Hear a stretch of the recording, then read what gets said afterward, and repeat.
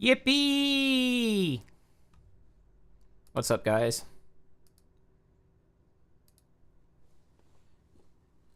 How are we all doing today?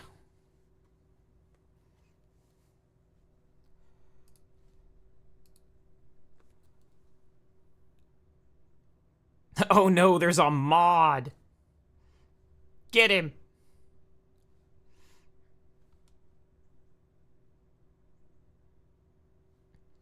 We doing all right? Y'all can hear me okay?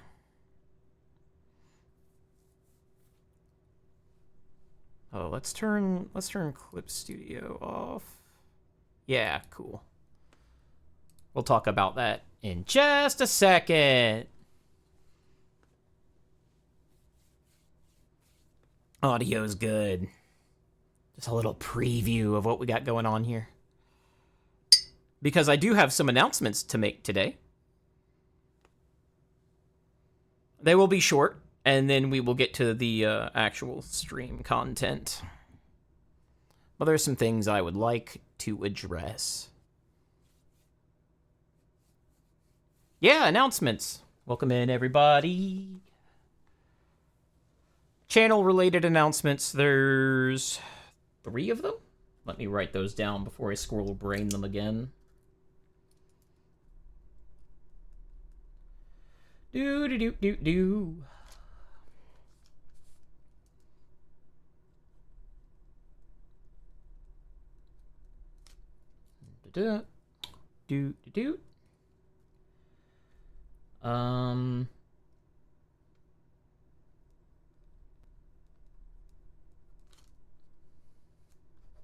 Yeah. Sorry for the dead air. It has been a day. It has been a day. You cannot biddy me yet. That's one of the announcements, though. You cannot biddy me yet. The first announcement is, and I didn't announce this on, like, a stream where the VOD was actually going to be saved. So, we're officially affiliate status. So, that's pretty pog. So, I can start doing, like, monetization things, channel points. Dev, I feel lied to. I was promised Valheim in the title. Yeah. Streamer scuff. But, yeah, I'm a Twitch affiliate now. Or at least, I can upgrade to Twitch affiliate when I need to. I need to figure out a name for y'all, because it'll reflect in the channel points. I was thinking Cheetos, but that's like a trademarked thing, and I'm not sure I want to do that. And, Cheese Puffs is just, like, not great. So, so I'm thinking on that one. But my first thought was, like, little seagull treats. Yeah, chips. I'm not calling you shitheads. You might deserve it, but I'm not calling you that. Glizzies! Oh, man, that one's great. I love glizzies. We can glizzy gobble all stream. So, yeah, now that I've got, like, affiliate... Oh, hold on, let me spell this in chat. Chester Cheetos. The seagull the specific type of seagull that I have as my Fugi is notorious for snatching those kinds of things out of people's hands. Oh, yeah, let's... Oh. Streamer scuff number 1. My tablet's not plugged in. I agree, Dev. I agree. Scuff hours. I don't know how much time I'll be spending, in Clip Studio today. Just drawing the things I'm already saying. But, I wanted something other than a white canvas while I yap. The next 2 announcements are less fun, and that's why I want to get them out of the way as quickly as possible. because it's related to stream scheduling. So earlier today, I posted that the part 2 of the moderator stream was going to be delayed by a week. And now that one is on indefinite hold. And here's why. So originally, before drama, and we are going to get into the drama after this announcement, originally, we were just going to get into mod stream part 2 from mod stream part 1 and just finish that topic. Then some drama happened regarding mod stream 1, where some people may have read into things. So I was going to go over that during mod stream 2 because it was mod related and I did not want a mod stream 3. Does that make sense? But there are things related to that content that have hit a level that I was required. How do I put this? I sent an email to relevant parties. I'm not sure if that email has been read yet, but it has not been replied to. And certain allegations made to me by Necrolina's moderation team have risen to the level that I have contacted a lawyer. So I will not be talking about the stuff that I am contacting the lawyer about. I have no idea what the lawyer is going to recommend. I have a few guesses, but I won't be talking about that. There's other stuff I can talk about that is also bullshit, but it's not related to the stuff that is legally concerning. So that's where we're at with that. And if the people who said they would be watching my streams were not just blowing smoke up my wife's ass, and they are actually here, my lawyer has not responded yet. I highly, highly encourage you to make sure that your boss has seen that email. Because while my price is still a public apology, you probably want to take that. Anyway, moving on. So, yeah, the sum total of that announcement is that Mod Stream 2 is on hold indefinitely. So we'll get to that when I can get to that. Now, if you came here and you're like, what do you mean you're minders and watching your stream? We're going to get to that. For those of you who do not know yet, I have been removed from Necrolina's community by her moderation team. Her moderation team has said explicitly that she was not involved in the decision. But what I want to focus on here is something that's not ethical or even publicly tolerated in any streaming environment. And this message was sent to my wife as a result of that ban, which is saying I will be being watched on my socials and in my stream. I can't imagine that, I can't imagine that it's actually anywhere other than the stream, but that's what they're implying here. So I'm going to read this. Apologies for all of the confusion over the last 24 hours. After discussing all the recent and past actions internally, it has been decided that RM, along with their involved parties, will be removed from the community, as they, along with many others, have received far too many warnings and second chances over the months, with no signs of change, improvement in behavior. If behavior is proved to be changed over a period of time in surrounding spaces, discussion can be had to revert the bans. If behavior does not change, the bans will stay in place. Almost all of this is false, but we won't be getting into that. The point here is that if behavior is proved to be changed over time in surrounding spaces. Now, Twitter was not implicated in surrounding spaces. After this interaction, my wife specifically asked if they meant the streams. They confirmed that they meant the streams, and then went on a 4chan schizo theory yarn board rant to prove that it was stream related. So, and I won't be showing those. The point is, they have basically promised to watch my channel to see if I behave like a good little boy and can come back, and I'm not doing that. You can fuck off. Just straight up, you are not welcome here. If you want to participate in streams in an honest way, you can be here. But if you're here to watch me, to kowtow me, you can fuck off. And that's all there is to that. It is not acceptable in any streamer space anywhere that somebody's moderation team watches another streamer to really do anything. Also, I want to point out, before I get too far into it, this is not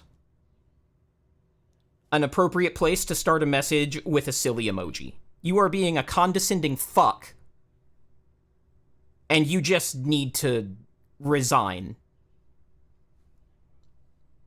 You have no business being customer-facing with that attitude. None at all. Pound sand, go to hell. Anyway. Now that all the announcements are out of the way, we can get to the fun part of the stream, alright? Because we're not bringing that up again until my lawyer has instructed me to take actions, and those actions are completed, and they have been resolved in a manner that allows them to be talked about. Alrighty. So today we're talking about risks from audience members and to audience members. Let's see.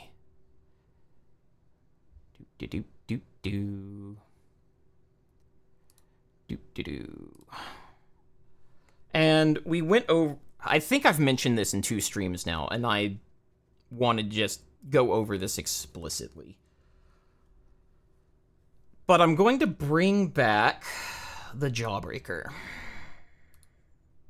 So let's get Clip Studio up, because I want to preface this with the Jawbreaker. And the Jawbreaker also needs a little adjusting. So it's art time.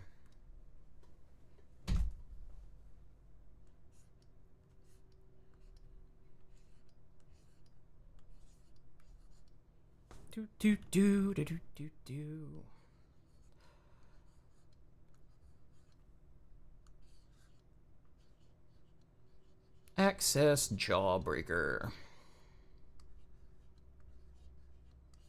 Actually, one more thing. I think it's highly irresponsible if you were going to make a claim, like you're going to watch my streams for nefarious purposes, and drag your boss into that, and then not do it. Because I have to respond like you were serious, so you better be doing it. Let's see. Alright, so the inner part of the Access Jawbreaker, the core, that's you. Crap, somebody's pinging my phone. That could be important, so I have to actually check it this time. Nope. Alright. So what the Access Jawbreaker represents is how much access a threat has to you. It's the furries, they know what you've Googled. That's external. That's external. Access Jawbreaker involves internal threats. So, or at least that's how I use it. I use the Access Jawbreaker for threats that are in your inner circle. So the threats that you let in the front door willingly. For businesses, this will be the guy that this will be the guy that walks in and you know, he sits down at his desk and he starts clicking funny links. Like, you let him in the door. Oh, you meant my phone. Yeah. Yeah, absolutely. Absolutely. Point taken. So, of course, the person with the most access to any of your information is you. Though yeah, when it comes to internal threats, the person with the most access to your information is you. You know everything about you. You might not be self-aware of everything about you, but you know everything about you when it comes to cybersecurity, all your PII, all that stuff. So, you know, this threat is when you vague post about your real-life location in ways that are not too vague. That's the you threat of internal threats. And we already went over internal threats, so I'm not going to spend too long on this point. Watch the last stream on moderators if you want to do that. But if I just had a brain fart. Hey Zeno, what's up? Welcome in. But yeah, internal threats. Let me go back to the black, maybe the blue. Subheadings can be blue. Internal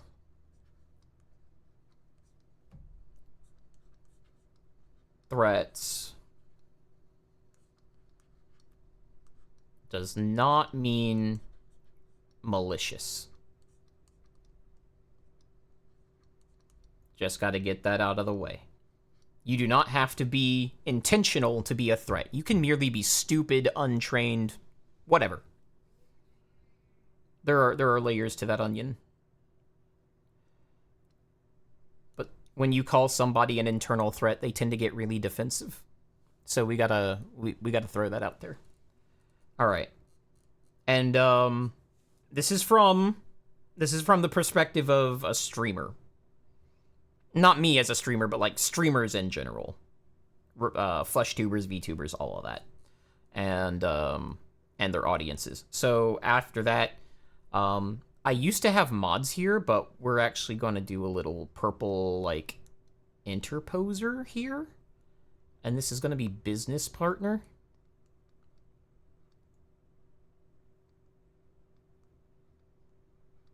Nope. That's the wrong spelling entirely. The S comes first.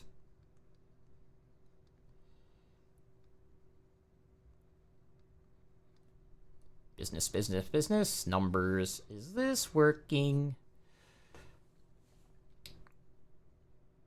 And sometimes your mods can be your business partner, but, like, since that's not always the case, there's also, like, a thin strip here for, like, boyfriends. Oh, I'm sorry. Managers. Gotta use the proper terms.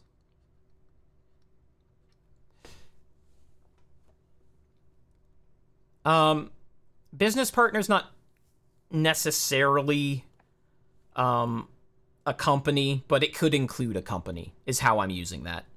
So, like, that could be Mythic, that could be an artist, that could be a freelance editor. It could be any of those things where you willingly hand over your information or IP to somebody who is supposed to be doing you a beneficial thing in exchange for compensation. So that's what I mean by that. I love the clown core. So over here we have mods and admin.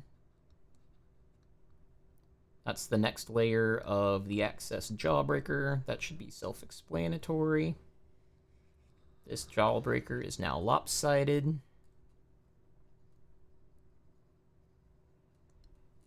And then we have I really need to... I really need to, like, draw the Jawbreaker with some effort so I can just pull it in as an asset in the future. This is your community. And last time we didn't have community there. What we had was, like, audience in, like, Wales. But something about that kind of bothered me.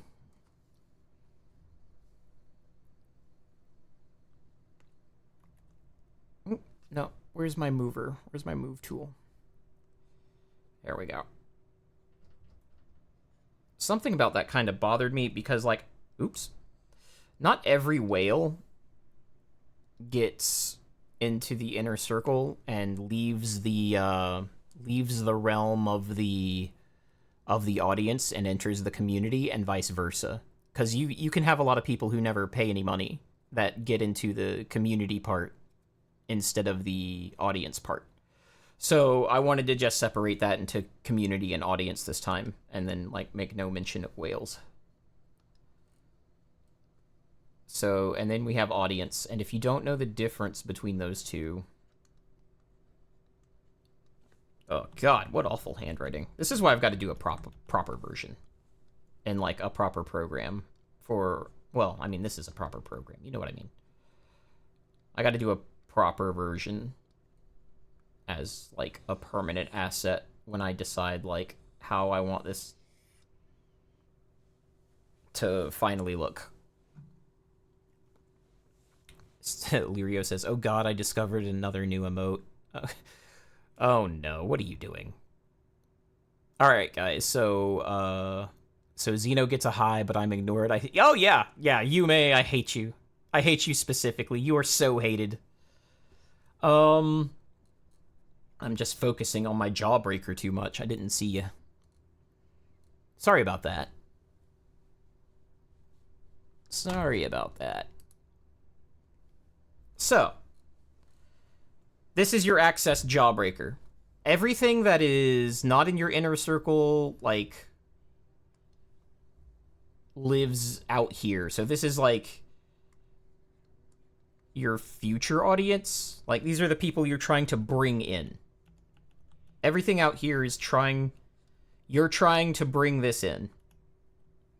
From, like, a streaming perspective. Like, everybody, you want people to start coming into the Jawbreaker, start being your audience, start being your community, so on and so forth.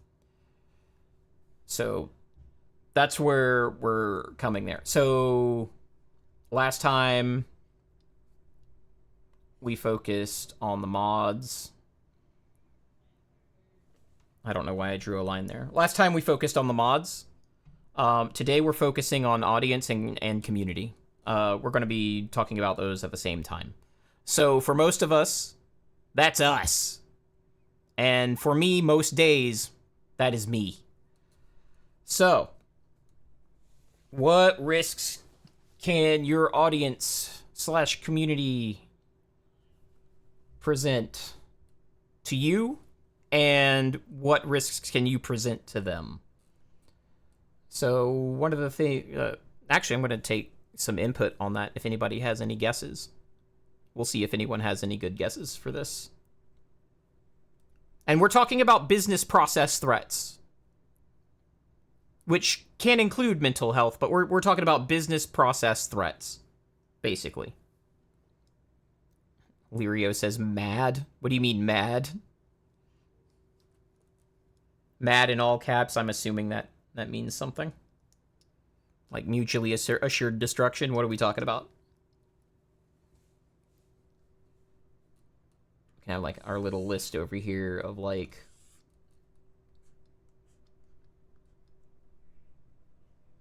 audience threats.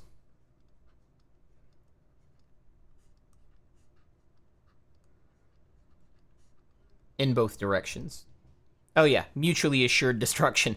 Funny about that. Our first little article that we're going to be reading is about that. How's everybody's day gone, by the way?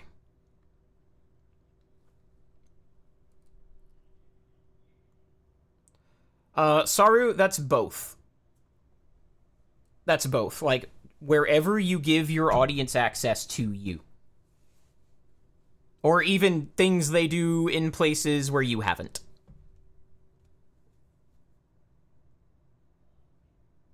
Audience can bring in unintentional virus or malware by sharing links. Yeah, they can. They absolutely can. They can accidentally do stuff. We'll actually, how do I want to phrase that? Because, like, that's a form of gift, usually, right? Because you're trying to get the streamer to, like, look at something or download something. Oh, Dev's got a paragraph. I'm loving this. All right, we've got poaching. That's a good one. Most streamers actually have rules against this in, like, their community discords and stuff. And it's generally an insta-ban in chats.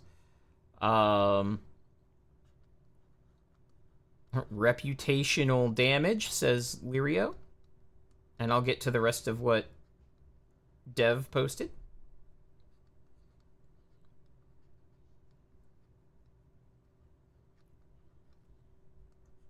And we'll just say bad links down here too, even though I think there's a lot of overlap with GIFs because of, like, how those are presented. But yeah, bad links. We'll call this, we'll have a subset of this called misplaced trust. And that's more community than audience.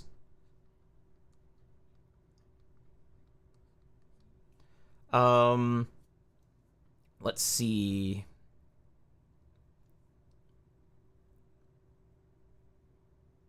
Oh, yeah, spam.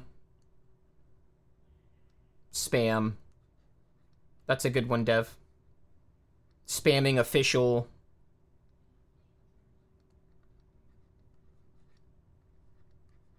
Spamming official comms. Or, not official, we'll call them business comms.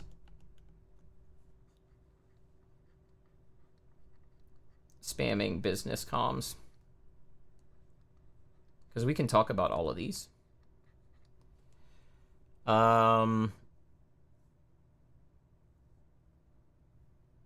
Yeah. And they can hurt your brand with antics.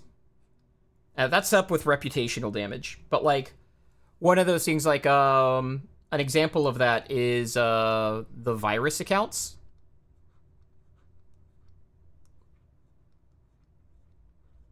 Because that was kind of novel in the VTuber space.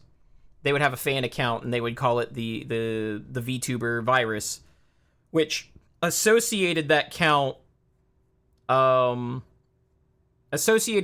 with the streamer itself, kind of like when a clip channel leans a little too hard into looking official when it's not, which prompted some crackdowns of its own. But yeah, the virus accounts were going saying some wild shit, and people initially, I don't think, knew that the virus accounts were all unofficial, and that caused some problems. Hey, Nero, what's up? Oh god, can I shout out? Is that a command I have? No. No. Oh, wait, yep. Yes, it is. Nero is so good at shouting me out, and I have not once shouted him out in return, because I'm a terrible streamer and I hate him specifically. So, go check out Nero's content, give him a like, give him a follow. What is this, fucking YouTube? Anyway, give him a like. Fuck. Oh god, I'm bad at this. Anyway, he does a lot of Digimon content, Pokemon content. He's a pretty chill guy, and he doesn't afraid of anything. So go check him out. There. I did the shout out. Be proud of me. He's so content-brained. Yeah, he's not like me. See, when I finally go full flesh tuber, by the way, yeah, I addressed this earlier in the stream. I have this Fugi because I need it to collab with, like, Nero and a few of my other friends. And the intent is to get a face cam set up and to be a fleshy. So I don't subscribe to, like, idol culture. I kind of reject it outright. I'm not an idol culture guy. We will not be doing karaoke streams. This is definitely sharing my expertise and then reporting the work I do to that end to the ISC2 for my continuing education credits. Flesh streamer. Ew! Will I sing on your karaoke streams? Yeah, I will, because at that point, like, I'm in your stream, and then, like, it's your environment, and, you do have a little of that idol thing going on. So yeah, like, it's context sensitive. It just wouldn't make sense in this stream. Like, it's not like that I don't want to do, karaoke. I think everybody in this room... Oh, Inak's here, fuck! Hi, Inak, Noodle's here! Have I said hi to Whirl yet? Because I don't think I did. I hate Whirl specifically. But, like, I've done karaoke with y'all before. So, it's not a matter of, like, being willing to do in public. It's just, like, you know, it doesn't match the channel's, like, content or direction. That's all. But yeah, so, like, when we're doing collabs, yeah, I hate waifu specifically as well. It's like listening to government regulations in karaoke song format. Man, don't tempt me. I might make that a sub-goal. Imagine a karaoke stream where we're singing, like, NIST Special Publication 800.5.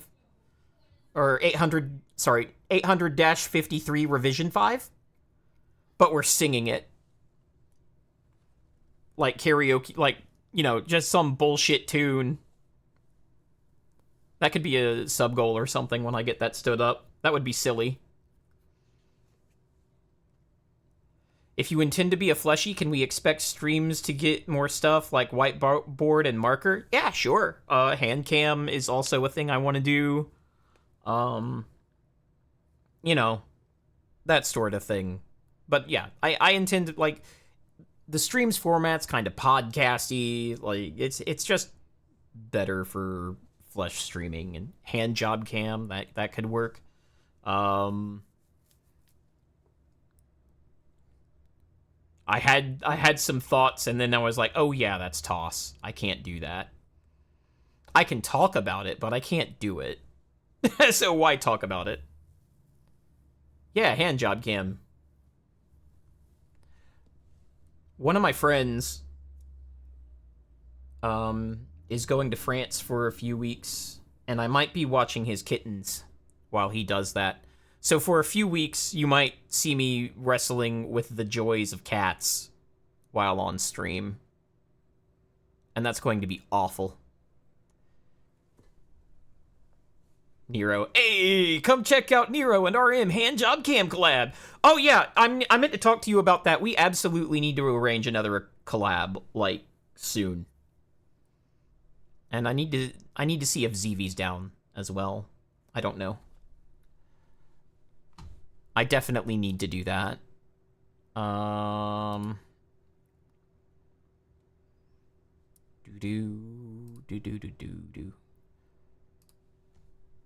Or I'm going to serenade us with 17 USC 107 next stream. So like I said, sub-goal. If you... I'll put that as a sub-goal when I start monetizing the channel. And, I swear, this is why I report my streams at, like, half the time that I actually stream, is because of tangents and crap like that. And how much time we spend not talking about the subject matter. I don't know yet, Lirio. I haven't thought it that far ahead, and that reminds me that I'm going to write it down, like, serenade, government regulations. as a sub goal. Because I think that would be fun.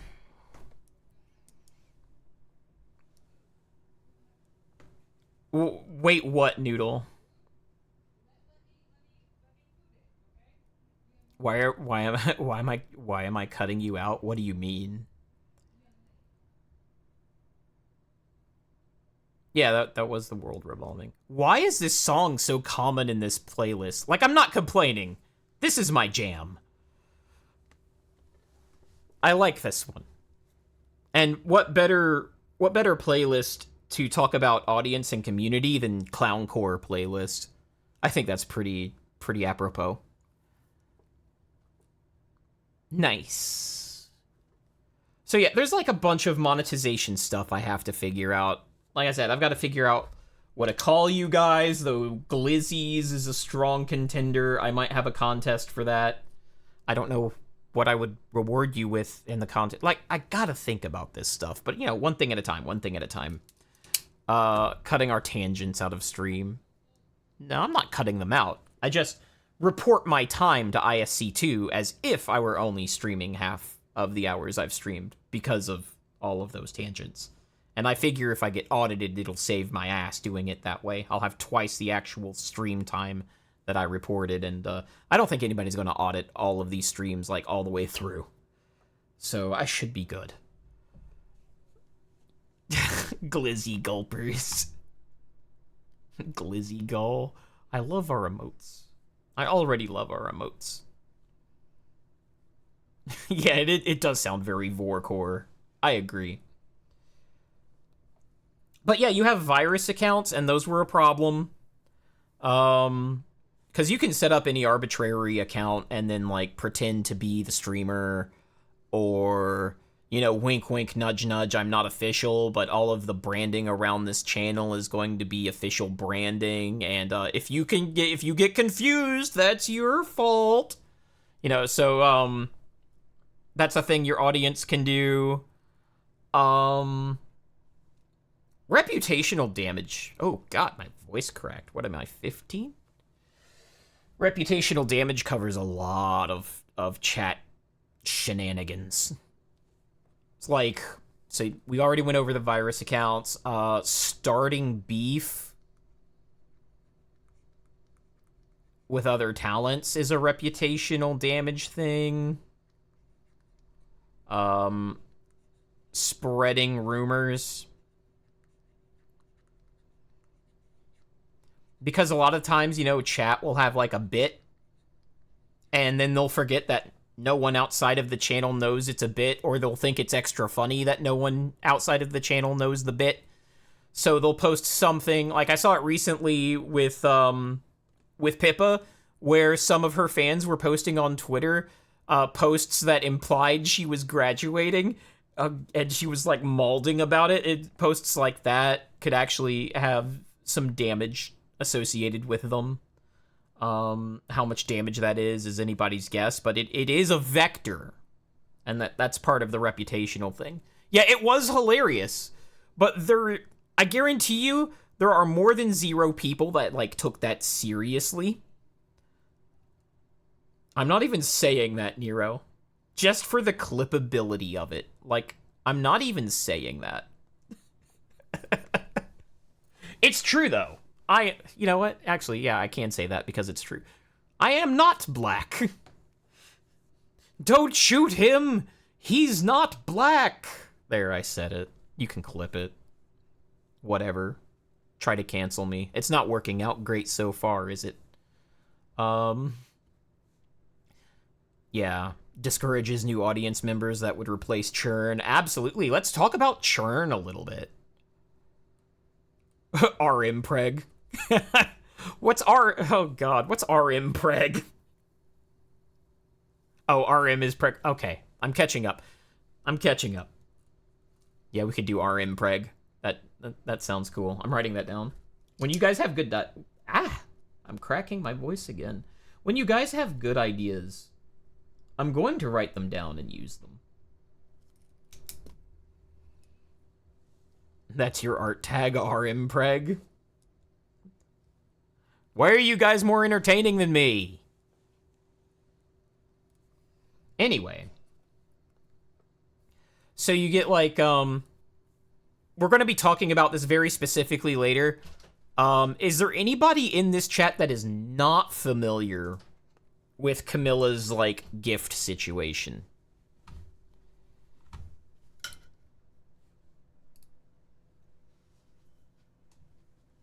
Nero says, shit, man, I'm more entertaining as a chatter than a streamer.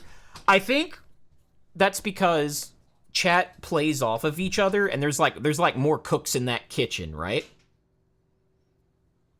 Inax has no idea. Okay, cool. We'll hop on that. And yeah, I keep forgetting Dev's been out of the loop for quite a while now.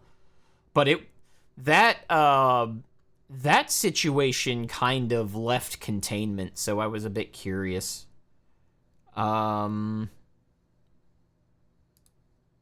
Let's see. Waifu briefly walked in here, and I noticed that my Discord had some messages. So now I'm like, did I miss any important messages that Waifu sent me? Yes, I do. Yes, I do, Waifu. Oh, thanks for bringing me some water. Welcome.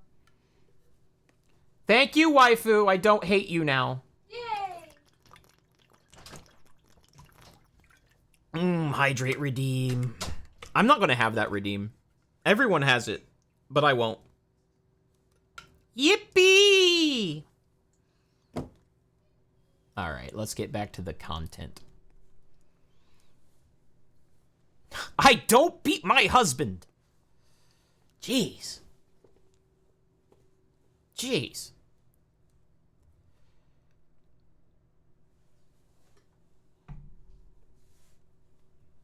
Okay. The gifts. So, this is what I would call a novel attack, because it has never been done before, and it caused a bunch of VTubers to change their policies on gifts, and I believe a bunch of Flesh streamers as well. But what happened was Camilla went to a conference. It might have been TwitchCon. It might have not been TwitchCon. And there was something smuggled into the gift that made a very bad situation. And we can just go ahead and go to that article, because I have the article brought up in one of my tabs. So this is so if you're keeping up with the VTuber sphere, you already know this story, but since not everybody does, VTuber Camilla reveals stalker planted tracking device and gift before break-in. But I encourage you, like, if you really care about this, to, like, go and Google the audio. It's, like, it's fucking everywhere. It's pretty scary shit. VTuber Camilla has confirmed the man who tried to break into her home has been arrested, admitted to planting a tracking device in a gift. I think it was an AirTag, but I'm not sure that was confirmed. But basically, yeah, she goes to a con. A tracking device is placed in a gift for her. She accepts the gift, takes it home, and then during a stream, somebody tries to break into her house. And one of the things about the break-in is, I believe it was reported he had a sledgehammer and couldn't get in. Which means he either had noodle arms, or that house was fortified. And some details that she shared about the house tells me it was fortified. So even though several layers of her security system did fail and were bypassed by the novel attack, because she was practicing layered defense, her security system ultimately ended up protecting her from harm. So where a lot of people would see a security fail, I see a security win. Because it was because she practiced a layered defense. Was like, if she had not fortified her door, I'm assuming it was fortified, because if I guarantee you, the way my house is built in like the 70s, if somebody attacks my door with a sledgehammer, it's probably defeating the door or the door jamb, right? If somebody goes up to a sledgehammer on a window and tries to break it, it's probably defeating that window, right? So this guy comes at her house with a sledgehammer and fails. That tells me it was fortified. She also confirmed in stream, which is a bad thing, Camilla. Your chat... Her chat was trying to, like, give her security advice because they cared about her. And they wanted her to be more safe. But what they ended up doing was, like, goading her into talking about her security posture because she was trying to communicate to her chat, like, I know what the fuck I'm doing! And I understand that frustration. But if there was any negative outcome to this, she talked about very specific layers of her security posture, like I just did 2 minutes ago. But, it wasn't even 2 minutes, but, like, we all do that, but it's a thing that you should be aware that you shouldn't do. So she did reveal that she had, like, a panic button. She implied she had weapons. She confirmed that she had a safe room. Like, based on those factors alone, I am also sure that the doors and windows were fortified. So, and that's why the person with the sledgehammer didn't get in. But it could also be possible that the person with the sledgehammer was just really, really not strong, and not even the 9-pounder could fix that. Either or both of those could be true. Saru says, knowing the setup of the security is the first step in defeating the security. Not me being an old monkey at something. Exactly. Correct. That's why you shouldn't talk about it. But she was so frustrated with her chat trying to, like, baby her. And I think that can be a side effect of kayfabe. When you're, like, the cute imp or the cute anime girl, you can subconsciously give the impression that you're not competent, and other times you can demonstrate you're not competent, and then you trigger the I will take care of her response from your largely male audience. So when stuff like this happens and you're actually competent, it's going to be really hard to convince that your audience that you're competent, even though you just demonstrated it by the fact that you were protected by your security setup. So, yeah, and she also confirmed that she had cameras and all this other stuff. So, like, she did a really, really, really, really good job. The only problem was she got caught by a novel attack, so we'll call it like a VTuber 0 day. And after that, a lot of VTubers changed their gift policies to just fucking not allowed ever under any circumstances, from places that aren't curated, like Throne, where, like, the gift never touched the hands of the gifter, essentially. So that was a thing that happened. It rattled her pretty good, and understandably so. But I want to reiterate, her security posture worked. It succeeded. She did not have to confront the attacker at all. The attacker never gained entry into the premises. She was protected by her security posture. And that's a win. Ultimately, that's a win. Because if you get to the point where you're having to defend yourself physically, your security has failed. Sarah says full security can include things beyond cameras and reinforcements like passive AR, ultrasound, or passive IR, ultrasound pressure, magnetic trip lines, collapsing circuits, and more. Oh yeah, I want to mention that the panic button she had was a direct, like, actual panic button to the police department. I press this, the police come. So at some point she had a conversation with PD about this setup, because you don't have that setup without having this conversation. So she was, like, fucking on it. And it's a shame that she felt she had to go that far to protect herself. It's also a shame that she was proven correct. I will say both of those things are true. Yume says, if you expect gifts to be compromised, how can you defend against that in a way that doesn't just reject everything outright? The answer is you don't. Because novel attacks that are defeated just get more novel. So if I decide that I'm not going to track you with the gift, maybe I'm going to decide that I'm going to hurt you with the gift. And then while you're trying to check the gift for bugs, it just explodes. You're right. Once somebody has made an attack that is novel, you get a lot of copycats. Dev says, isn't that part of the use case for Throne? It is. It absolutely is. And mini-vids also had that functionality before Throne got popular. But the problem with a novel attack is that it causes copycats. And I guarantee you, one of the problems with the United States having so many mass shootings at schools is not because that was suddenly a vulnerability. It was because Columbine laid the blueprint for that attack. And that's the only reason it's really an issue.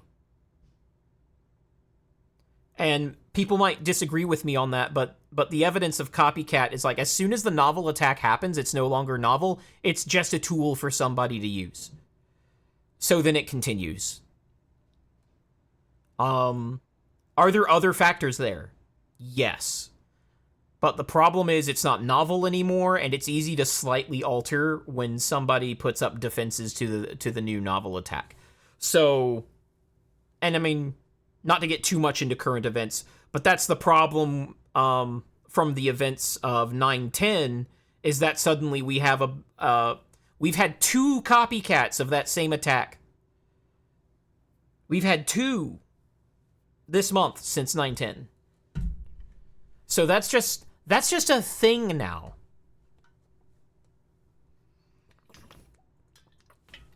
And I don't see it not being a thing in the future, because that's how novel attacks work. It's got to be completely defeated before it goes away, and somebody invents the next novel attack that everybody copies. Let me scroll up because I missed something. Dev says, still blows my mind somebody would try to invade the home of a person because they like a character they play on the internet. Yeah, it blows my mind too, but it's pretty common at this point. It's sad. Saru, i.e. the shoe bomber that now makes us take off our shoes. Yes, absolutely. Absolutely. It's only a novel attack once. Then it's a game plan. So that's that. Let's see, are there any details in this? Oh yeah, she had to move out. Oh yeah! After this, when she got to her new safe house, and this is how cracked Camilla is. And I might say, not just cracked, but like traumatized and hyper aware, is that when she finally moved to her safe location, because she had to move out of her house, which she described as her dream home, and she was very torn up about that, but she gets to her new location, continues streaming. That stream, her Siri just activates out of nowhere. I don't have Siri, so I don't have to worry about that. It activates out of nowhere and just starts reading out her street address, and before it can really get going, she just screams into the mic as loud as she can to overpower it, and she was quick enough that there's nothing in the audio that you can pull out of it to get her location from there. So yeah, she's fucking cracked, but also probably like traumatized and hypervigilant. So that's a mixed bag, isn't it? But yeah, I'm a big fan. I actually don't watch her streams. What I mean when I say I'm a big fan, is like I'm a big fan of like her security posture and her conscientiousness towards her personal security and her ability to think quickly on her feet when problems happen. And I really like that. It kind of sucks the price she has to pay to be that way though. Inac says, I'd be done after that. Holy fuck. Yeah, me too. I would be gone. Noodle says, why the fuck would Siri do that? That's a great question, and the answers are not great. Either she said something that Siri's AI interpreted as asking for her address, or she was being attacked again. And there are 2 methods that you can use for that. Let me see if I can't look this up live, because one of them is, I don't think she's compromised anymore. I can almost guarantee you she factory reset her phone after that. But there's an attack that doesn't require that. That is just fucking nuts. Ultra high frequency AI attack. The AI attack surface risks are spiraling out of control. AI phishing. Okay. I'm trying to find a very specific one, because what you can do is you can like play a specific type of request. Not even a request. You can play a specific type of waveform in a frequency outside the range of human hearing that will trigger an AI assistant to respond. So it's not necessarily even that her phone is compromised. It's that there's an attack that exists that she would not be able to hear, that somebody in close physical proximity to her could use to trick her phone into doing arbitrary responses to arbitrary commands by making them in the ultrasonic range. Maybe I shouldn't say ultrasonic. Outside of human hearing. I'm not sure if attackers got that. I'm not sure that's likely, but it is a possibility. Saru says EMF spectrum can be fun, kids. Sure can. And this is why we come to that stream, because I'm pretty sure most people didn't know that was an attack that you could do against AI. You can also do it with, there is an attack you can do. Dev says, yep, ultrasonics exploits are a thing, and digital assistants are always looking for their wake words. Absolutely. Absolutely. Noodle says, but what's the vector there? What do you mean, what's the vector there? The vector would be trying to get her phone to read out her address while she's broadcasting live. That would be the vector, if that's what you're talking about. Dev says she's definitely a smart one from what I've heard. Hope she's able to mentally, emotionally recover from that. Me too, man. Me too. And yes, EMF is electromagnetic spectrum. Or, yeah, EMF spectrum is electromagnetic spectrum. She was alone in streaming, right? We don't know if she was alone, and we don't know if anybody was outside. Inex says, I feel like you're going to put me on a list with this information. Funny you should mention that. I got an email from the FBI today in my personal. I will comment no farther. The vector is a broadcast wave as long as can be sent. Yep. Absolutely. The monkus. A monkus. Welcome to my list. Saru says, welcome to my list. I have to remember to say who's saying the chat that I'm reading out and responding to, because I don't have, like, stream elements set up, and I don't have my chat be displayed on my VODs. So, there's that. Dev says, tell them you never heard of me. 10-4, Chief. Who? But if they're already outside, then what would they fish for? See, that's why I don't think it was that, but it could have been that. It could also have been to, like, spread that information surreptitiously. So maybe you know where she is, but you want a lot of people to know where she is. Just to, like, do her psychological damage, just to make her take some sand. You know? Yeah, Nero's got it. Just causing distress and spread info. Hive mind. Yume says, was this always a problem in a content creation sphere, or something changed in the past decade, maybe? Attacks are getting more novel and they're escalating, is my answer to that. It was always a problem, but it also changed in the past decade. This is one thing I don't like about idol culture, by the way. And one day I'm going to do a full rant on idol culture, but idol culture encourages talents to suppress this kind of information. It encourages talents to not talk about this because they've got to be the bubbly, bright sprite thing. And I don't know if, like, Camilla, like I said, I don't watch a lot of her streams. I don't know how hard she subscribes to idol culture. The fact that she's talking about it at all kind of tells me it isn't. But, like, a lot of VTubers that are not part of corporations subscribe very heavily to idol culture, and I don't think they should. Because idol culture primarily protects the corporation. And the reason it does that is got a lot to do with Japan and Japanese culture. But a lot of the tenets of, like, idol culture are there to protect a corporation. And if you're following them and you're not part of a corporation, it's all downside for you. Outside of some certain edge cases, but I believe, like, it's mostly a downside. Like, the reason you wouldn't talk about being attacked like that is, like, maybe your corporation supports you in these efforts and there's no need to talk about it because they've got your back, right? So that's a mutual protection kind of thing. Everybody gets to think you're happy and bubbly and you're protected. Like, in a perfect world, that would be the arrangement, right?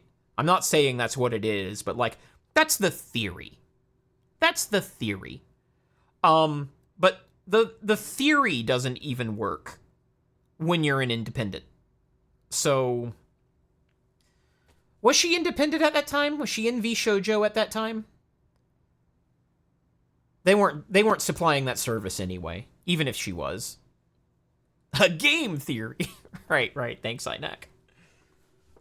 And broadcast distances can be large. Oh, sorry, we're still talking about signal security. Yeah, signal security. So my dad was a radio man in Vietnam, and I'll let that statement sit. So,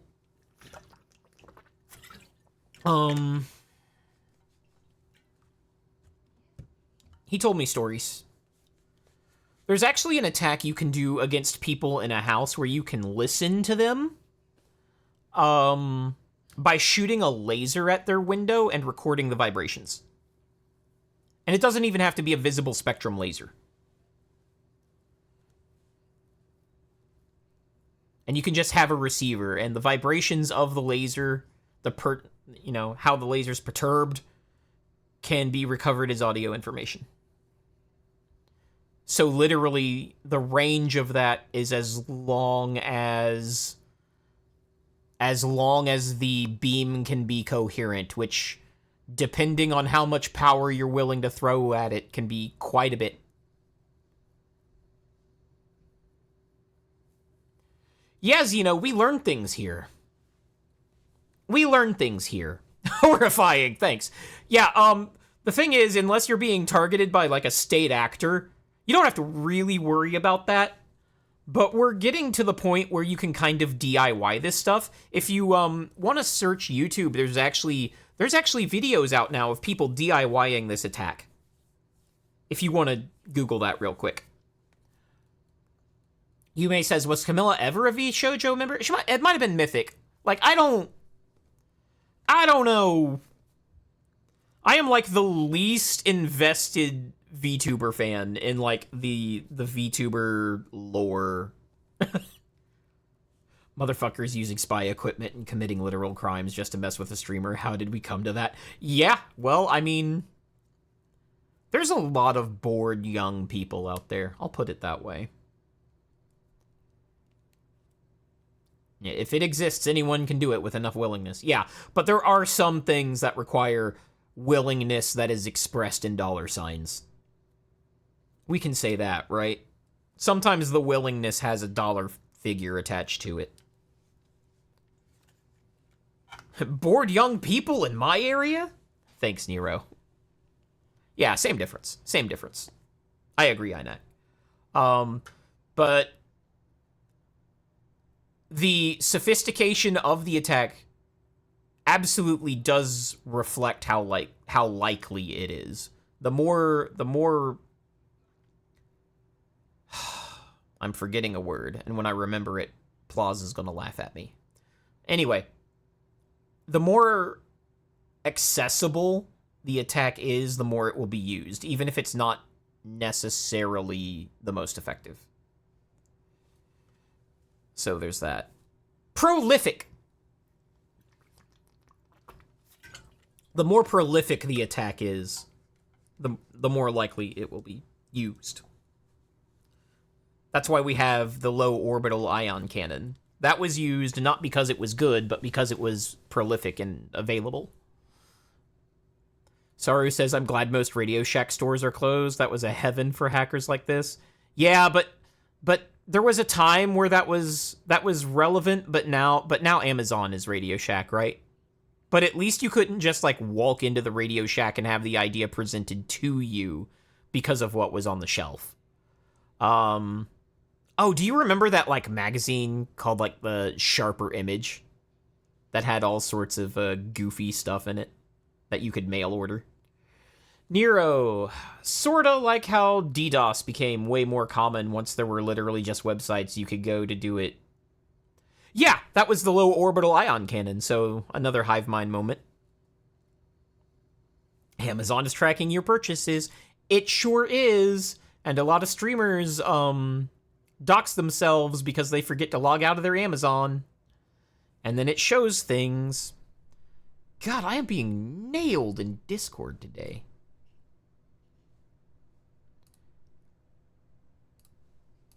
What are all of these messages? There we go. Okay. I can ignore that. I can ignore that. I can ignore. We take a break. You know, we probably should take a break, actually. We actually should probably take a break. It's 7:06. It might be time to make piss. It might be time to make piss. All right, guys. I'm going to turn the music up, and we're going to take a $5, because I got to practice this for monetization, so I can use the excuse that we're preventing deep vein thrombosis to leave my desk while ads play. So let me set that up.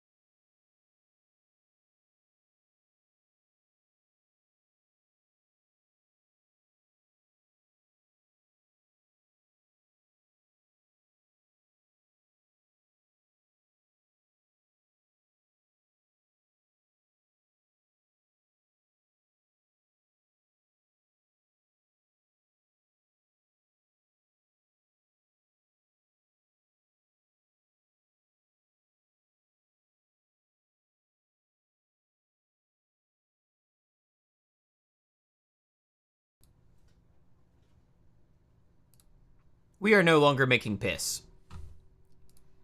That was probably faster than I intended, but I got what I needed to get done. Right? Okay. We all good? We all having a good time?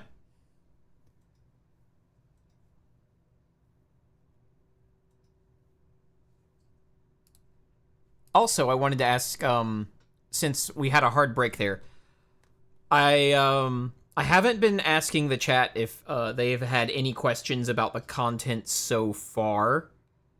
And I need to get better about that, because like one of the things this stream is about is like answering people's questions about security in like this sort of context, in the streaming context. So if I've generated any like questions in your head that have gone unanswered, now is the time to do that. But feel free to do that at any time, because our tangents are where we get to explore the stuff that maybe I don't know to tell you.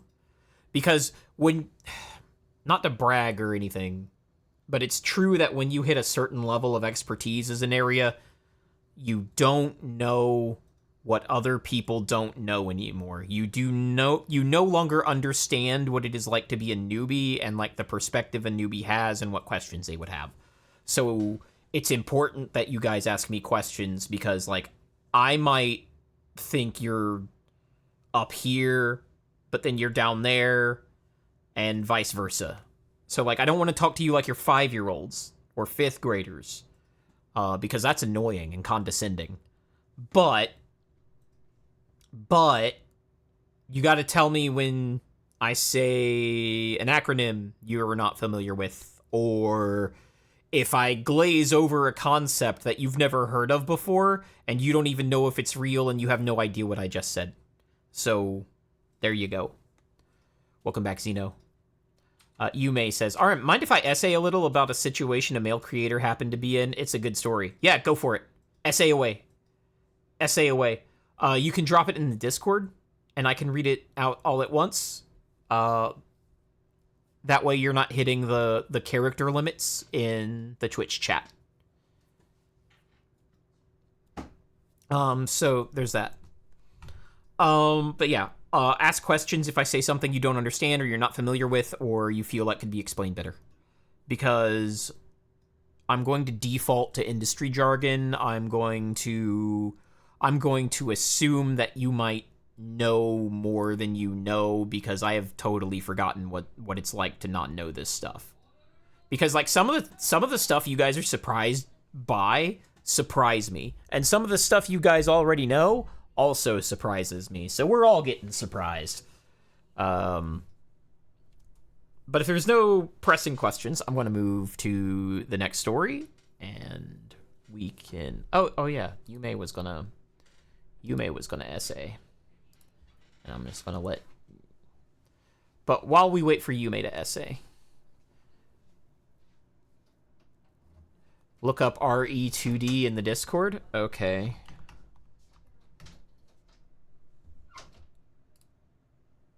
Okay, I present you this. I do not know how to say the word before RE2D. Holy, what? How do you say that? Schweiger? Is the T hard? Is the R hard? Are we hard R-ing?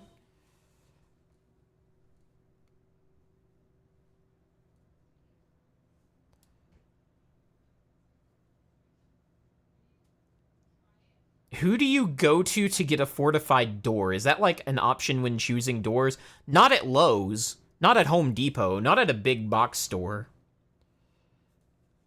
All letters are hard. Okay, well then in that case, Schweigert once had electricity going dead in his city on a large scale. His area got affected, so he bought a small camping equip to make fried smoked meat on coal for dinner. His audience, some people that were living in the same city, came to the place he was in with more meat and some booze, and they just hung out. Hey, that's pretty cool.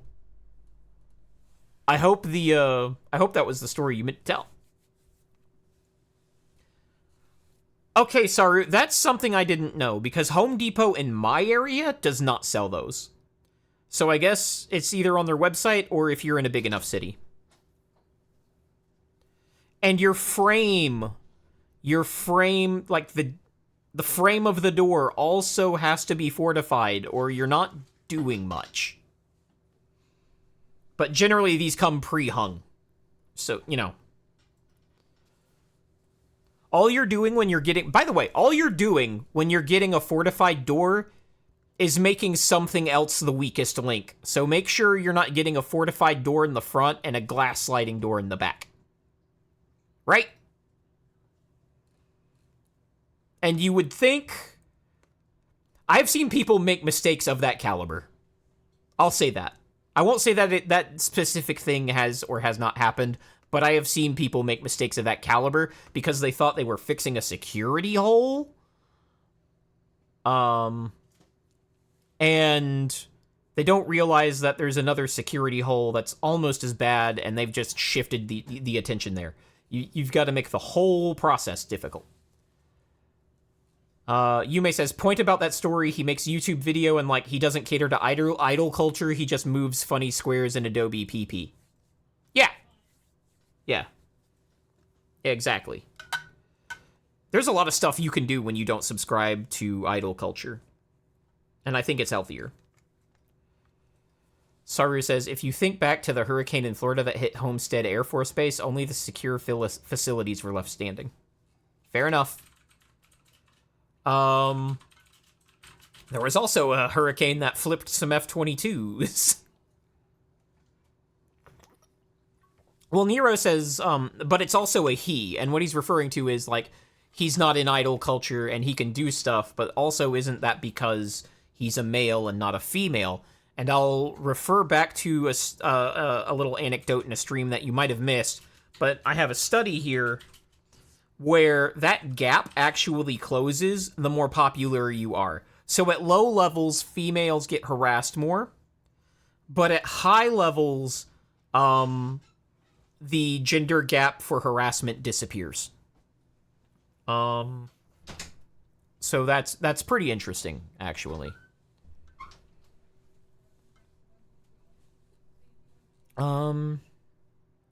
Dev says, yeah, Andrew was crazy. The housing area I was living in was practically leveled. Yeah, Andrew was nuts.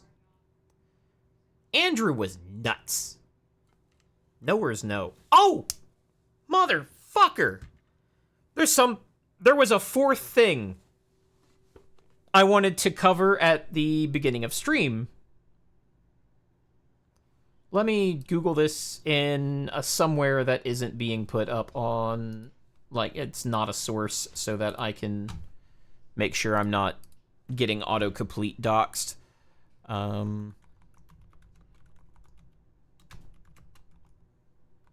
Because, come on. I'm talking about post-tropical cyclone Gabrielle. Let me see if I can get the hurricane path for that. Oh, screw you, pal. I'm not doing that.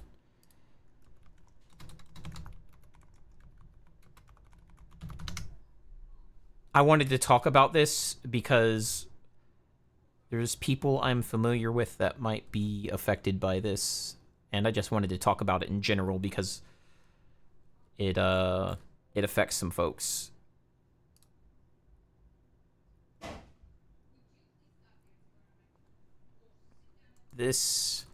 Why is this so hard to find now? This was like all over the news for a few days. Yeah, it's in the Azores now. Oh my god. Yeah, we'll use this one. We'll use this one. We'll use this one. Sorry about that. Okay, good. That sound is off. I hate autoplay shit. No. Fuck off. God, I hate this crap. This is on Brave, by the way. This is not, like, on Chrome or something where all that autoplay shit is, like, enabled by default and I've got to find plugins and crap. This is on This is on Brave. All of this is showing up. Let's see. Go back to here. Okay, let me catch up with chat because I couldn't see chat for a while there. You're saying, okay, but I am just saying whether it's true or not, I feel more comfortable having some viewers know where I live because I'm big, strong, and constantly strapped. Yeah, that's fair. That's absolutely fair, and I think I also fall victim to that a little bit. But it's also because I live in a jurisdiction where my options to deal with threats are a lot less limited. I will also say that. I don't think I would feel as cavalier if I lived in California or Washington State or Illinois. Dev says, I've told half the internet the exact city I live in. I'm not hiding, LOL. Yeah, same. So, like, I think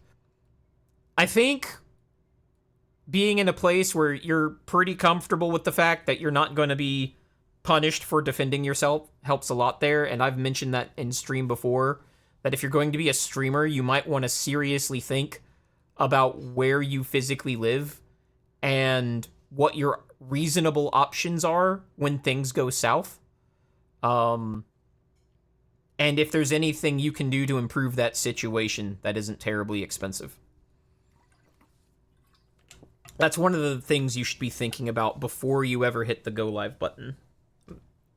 Few of us do, but, you know, it's something you should think about.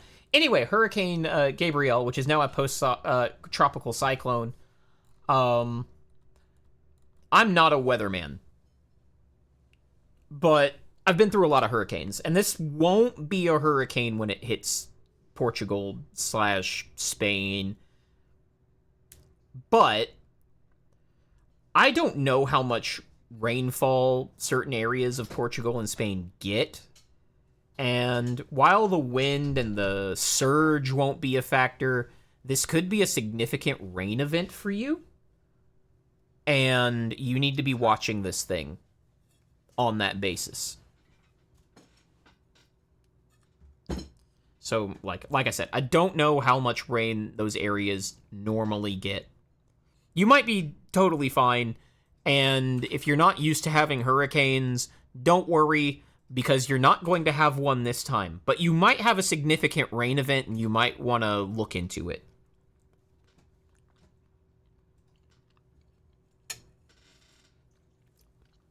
So Waifu's kind of dastardly. What she just did was she brought me, like, this plate of, like, very tasty-looking food.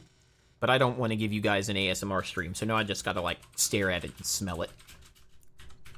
I did take a bite, though. It's very tasty. She did it because she hates me. I'm pretty sure. Okay, let's get to the other one, because I've mentioned this a few times in stream, and I just wanted... It's a psychological torture, yeah. And I wanted to get into this story because I've mentioned it a few times, and since we're talking about audience, since we're talking about community, this story is worth reading. A man accused of fatally stabbing a woman during her live stream in Tokyo said he was frustrated by her refusal to repay him about 2.5 million yen, $17,000, as ordered by a court, police said. The suspect, Kenichi Takano, probably butchering that, 42, so basically my age, an unemployed resident of Oyama Tochigi Prefecture, had won a lawsuit against the woman, Airi Sato, 22, over the debt. But he said she still would not repay him. On March... Now, this goes back to a thing I say a lot, which is, statistically, one of the worst things you can do to make yourself more likely to face physical harm is play with the emotions of men. And that is not like a macho, toxic masculinity kind of thing. That is crime statistics and murder statistics and statistics around the motivations of murder. When you add it all up, what it says is, do not play with the emotions of men. It's dangerous. On March 11th, Takano was arrested on a street in Takadanobaba district of Tokyo's Shinjuku ward, where Sato had been viciously attacked at around 9:55 a.m. while live streaming a video. Sato, who suffered more than 30 stab wounds to her upper body, was later pronounced dead at a hospital. 30! That dude meant it. Yume. Meanwhile, I compiled a notepad file containing a lot of funny numbers. An autopsy revealed that a stab wound to her neck was the fatal blow. Takano, who was found in possession of survival knives, was instantly accused of attempted murder. Tokyo's Metropolitan Police Department plans to arrest him on suspicion of murder.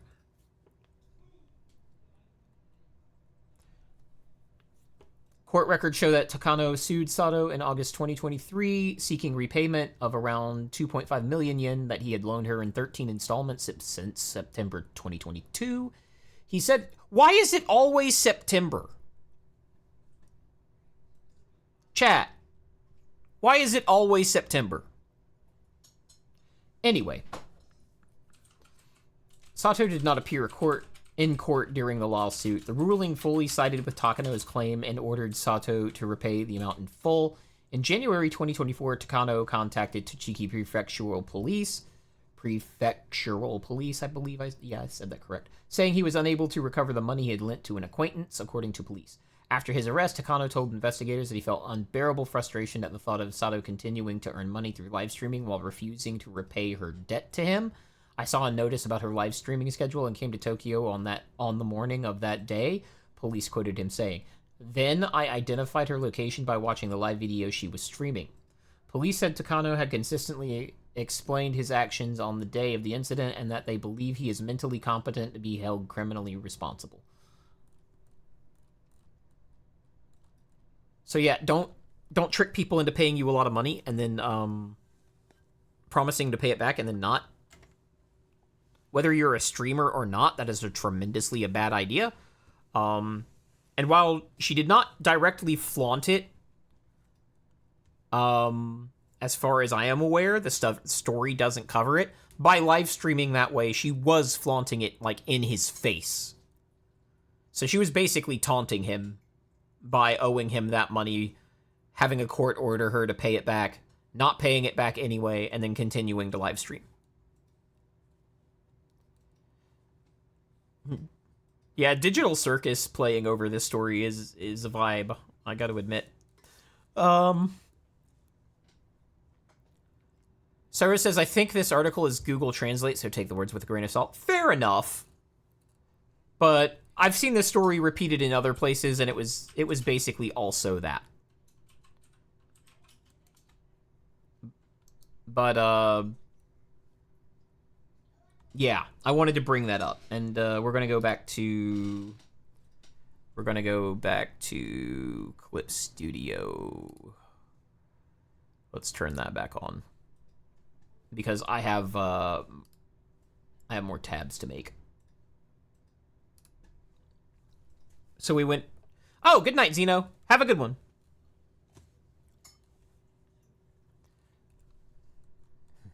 Noodle says, "Because summer is over, do you remember?" Okay, yeah, 21st night of September. These past few stream weeks have taught me that my only route back into YouTube content is yet another alt account and either VTuber or voiceover only, is what Dev says. Sarah says, "She ghosted him even after a court order for paying him that." Yeah, absolutely.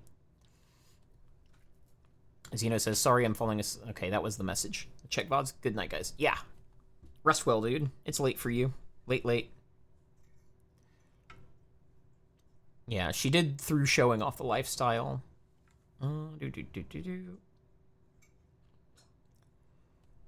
Yume says the story is a grim one, but at the same time she kind of deserved it. Not the death, but like the punishment. Yeah.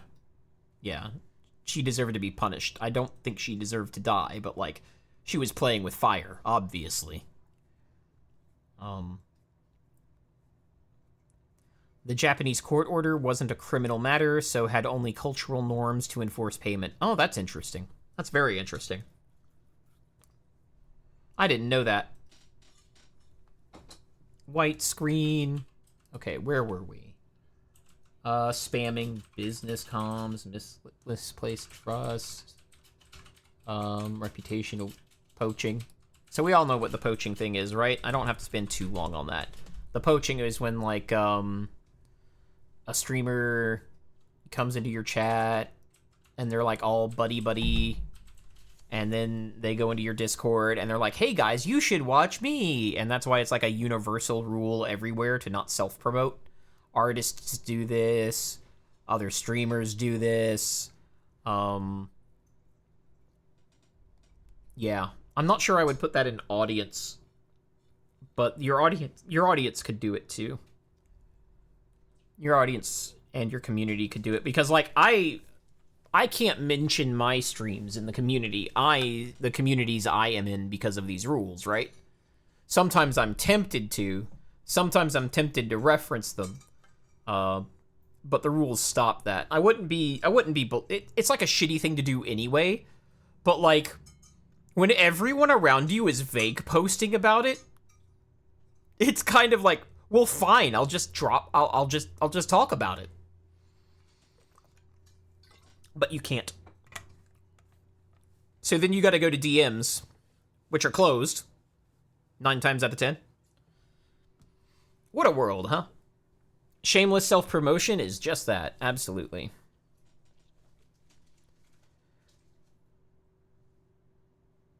Sora says we are going to start seeing, and have already started seeing, changes in the JP legal system. Okay. Yume says, self-promote yourself by being T3 and having a Discord activity showing streaming title.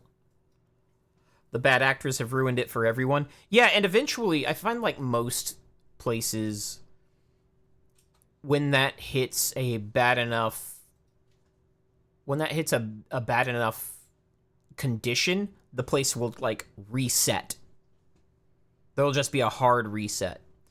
And one of the things you can do... Alright. RM skipped my message because he hates me, Smoj. What was yours? Which message? Vague posting my dick in your mouth. Well. Vague post to my face. Anyway. I was just a glizzy, guys. I was eating my food. Dev says RM couldn't speak then. His mouth was full. Now I've forgotten what I was going to write down. What were we talking about? Let me see if I can go back. Oh, there was, like, fan poaching. There was just, like, anybody being able to do that. Where was I going? That we just got completely derailed by glizzy gobbling. Streamer brain rot is real. Absolutely. Chat reflects streamer, reflects chat, reflects streamer. Like, at this point, it's a contagion. As I spread what I have adopted from other communities to new communities, and then that forms its own community, and then I go to more communities, and then I spread that, and it just becomes completely warped. And then everybody else is also doing the same thing. Community reset when things get too out of hand was shortly before. Yeah, so I think one of the things you can...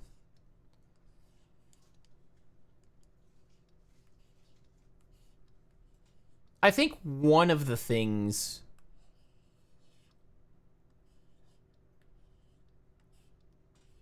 that you're going to see soon is that you're going to see a lot less reliance on rules to police a community. Because in Discords particularly, what happens is somebody does something really bad, and then we make a rule about it, and then we repeat that process for like 2 or 3 years, and now we have a compendium of rules that read like Robert's Rules of Order newly revised, and it's hard to track what the rules even are. When really what actually needs to happen is Get rid of assholes. That's all we're trying to do. And when I talk about this, people are like, well, yeah, well, how are you going to hold the moderators accountable if there's no rules? Point one, moderators already don't follow their rules.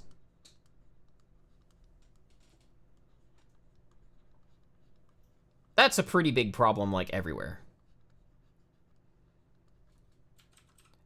And when they need a new rule, they just write the new rule and apply it retroactively. They don't actually follow their rules, so there's no way to, like, hold them accountable even in theory. And then when they do break their own rules, we ended up back on moderators, but I swear to you, this is an audience thing. There's almost no accountability. I cannot remember the last time I saw a moderator anywhere held accountable for not following their rules. Not in Reddit, not in YouTube. There are mods in YouTube. Not in Discord, not in Twitch chat. There are some streamers, like Kirsche, who, like, explicitly state that they're not going to entertain complaints about their moderators. Though she has had, moderators go bad, so obviously she's checking on that from time to time. But, like, her general rule is, like, I'm not even going to entertain complaints about my mods, and I'm just going to support whatever decision they make. Which I don't think is a great thing, but, like, yeah. Dev says mods should certainly follow the rules of the server they mod for in order to set an example. And they should, but right now they don't. Like, almost anywhere. And I think that goes back to my availability rule. My availability postulate. Inax says at least she has a clear stance. Absolutely. Like, do you think if I'm going to Kirsch's Discord and I know her stance on that is, like, whatever my moderators say happens, I'm going to go with, do you think I'm going to fuck with them? Probably not. I'm probably not even going to talk to them, really. I'm not even going to risk engaging them at that point. But, yeah. Claus says, one good quote from George Carlin was about why politicians are so bad. I think that makes this part of the discussion still relevant to the audience. It does, because what we're getting to is, like, we've got all these rules in place to, like, the rules are there are to control the audience.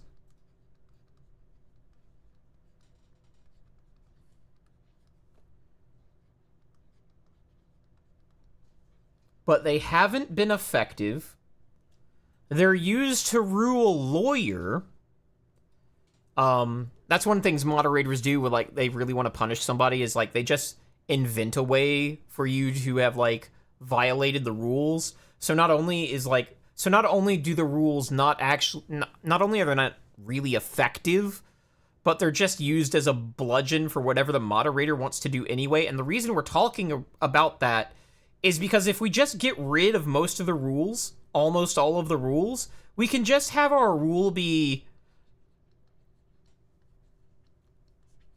don't be a dick in the salad.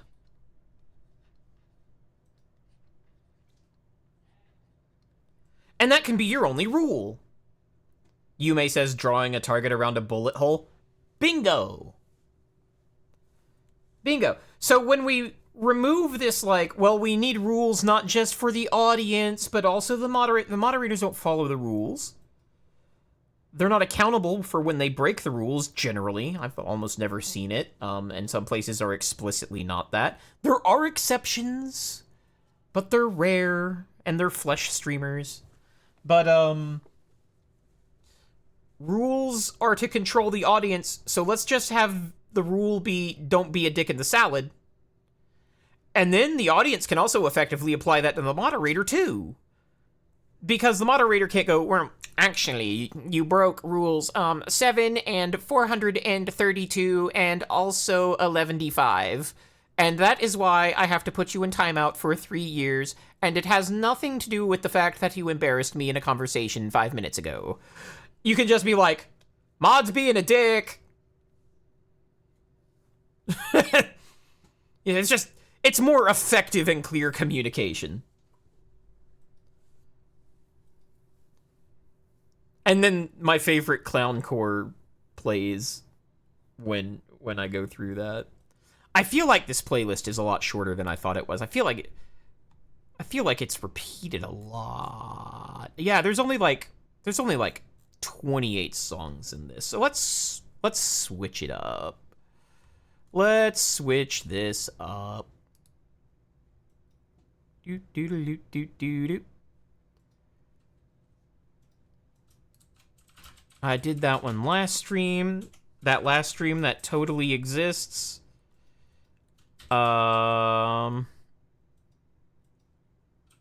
Maybe not that one. Chat, what's the vibe? What's the vibe?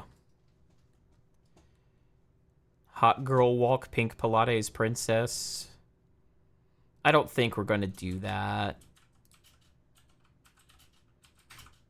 Oh, that's the vibe. There it is.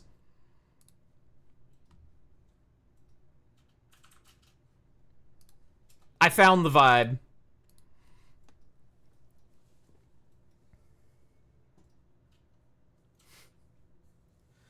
Nick at Night says, "What if I want to be a dick in the a dick in the soup?" Well, we just kick you because you were being a dick in the salad by trying to separate those. What flavor soup?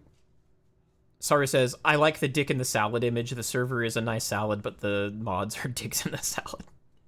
Inac, only if it's to stir. Oh, Ashniko? I don't know what that is. Hold on. This playlist isn't that long, so I'm gonna write these down because I'm not familiar with them, and now I want to be. I just bit into something. I have no idea what it is or if it's any good. I'm a smart person. Okay. Ashniko.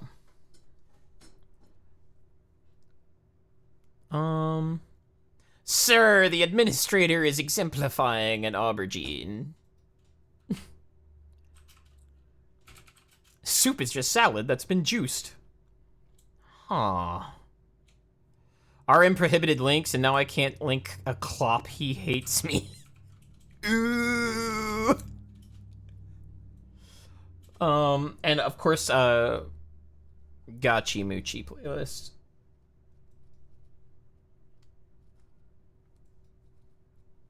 Clearly.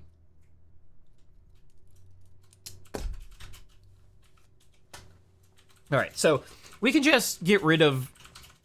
So that's what I'm getting back to your comment. Once we get to a point where everything is just cumbersome, the system tends to undergo a reset. And that's what I mean by, I think you can expect to see this.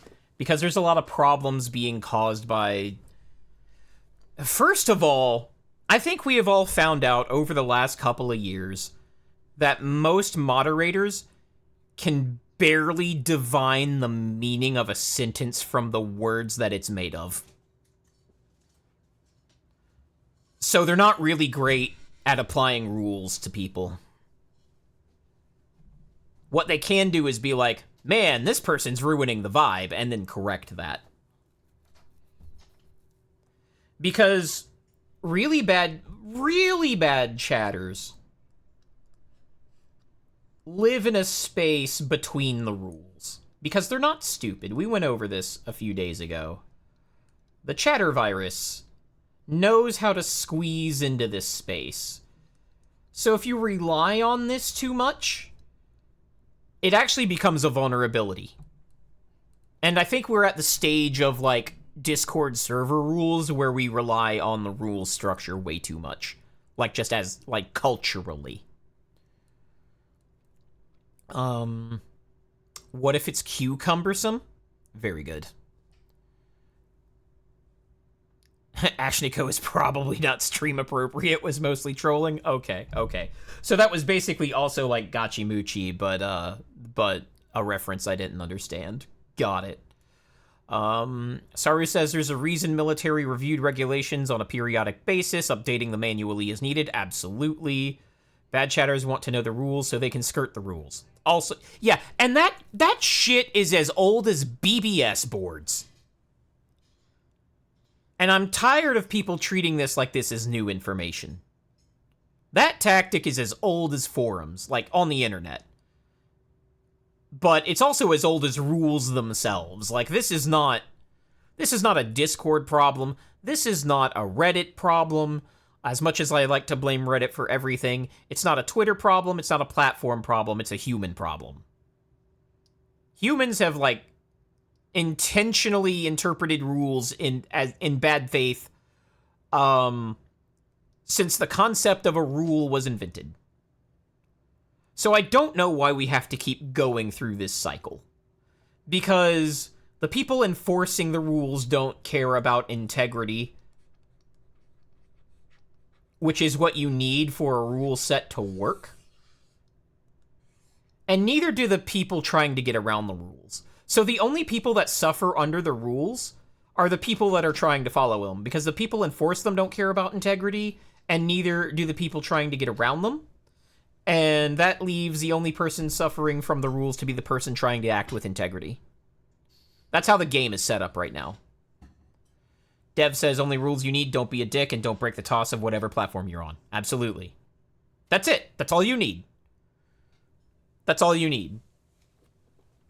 You might want to have a few select prohibited actions that are automatically you're out of here, but then you actually have to do that. And that's also a problem, because that's not happening either. When people cross red lines, they stick around. And I don't know why that's a thing. Maybe it's because the people who cross the red lines the most are the people enforcing the rules. Sorry, not sorry. Because that's true in any system. There are actually people who are above the rules. Let's stop pretending that we think it's any other way. That's true in government. That's true in business. That's true literally everywhere, but we're supposed to pretend that in streamer discords, no one's above the rules. Give me a fucking break.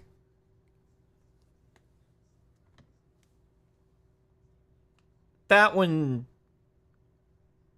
needs to be thrown in the dustbin. But, you know, I've been through this time or two, and we're going to loop on this, just like we loop on jean skirts and Uggs and North Face. Spandex is back in. You know, we're just going to loop on this as a society. It's fashion. That's all it is. Time or two so far. Yeah.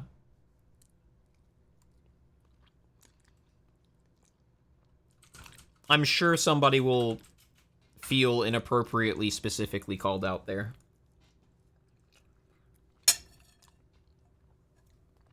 Because who doesn't?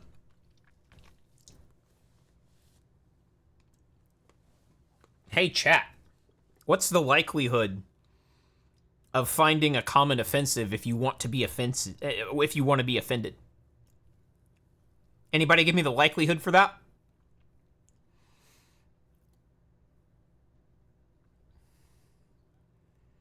Saru says I'm pulling my platform shoes out of the closet. Oh, look, I see a bunch of 100% in the chat. That's odd. That's really odd. Spicy says 0% surely. Hey now, bike shorts are awesome and they are spandex. Sure. Sure.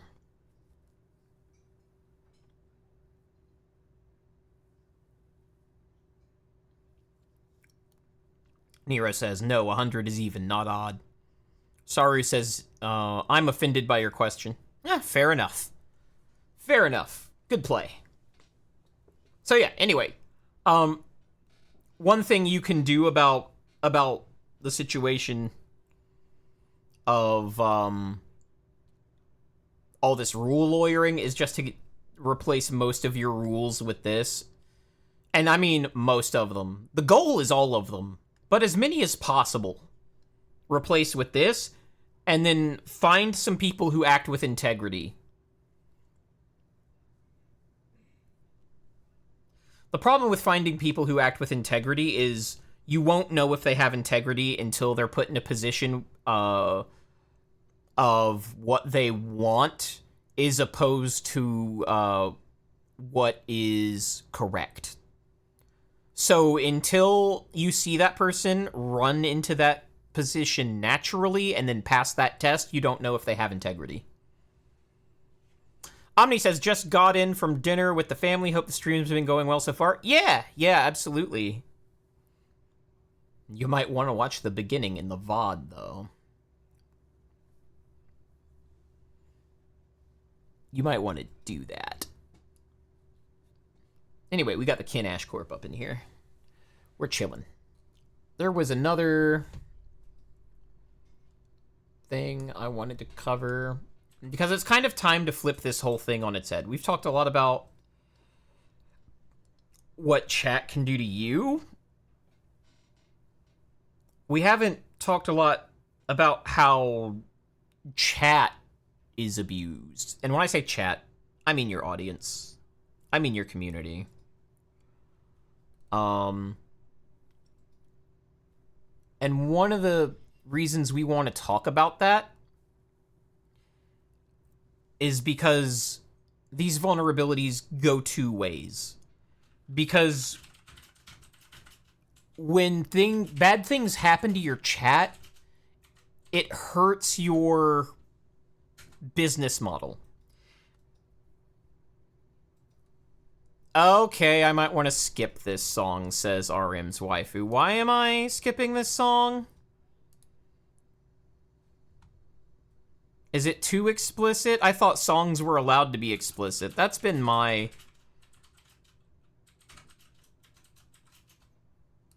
experience, is you can say the most offensive shit you possibly could get away with as long as it's in song form. Oh, just because it's very lewd? I wouldn't have clicked Kin Ash Corp if I was afraid of that. Saru says, like putting Valheim in the notif, but not playing Valheim. I'm never living that down, am I? Okay. So, like, I want to start drawing these squares because, like, a lot of chat is isolated. And that's going to come into play later. I don't have anything to do with these squares yet, but I will, because I've been cooking for a little bit. Okay, so, like, your chat is like your business model, right? It all comes down to your viewers and your community, but it comes down to your viewer count. And how the viewer... Well, let's just say the viewer population. How that's leveraged is up to you. But the way you monetize your streams is your viewer population. And you can do that directly. You can do that via sponsors. You can do that via ad revenue.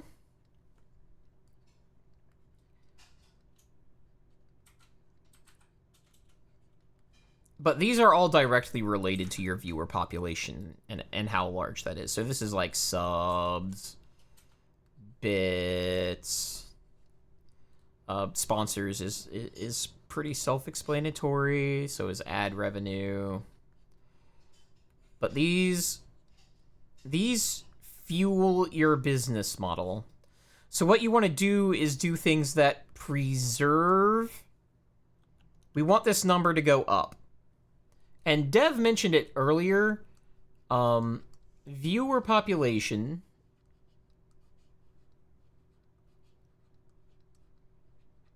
viewer population is always churning.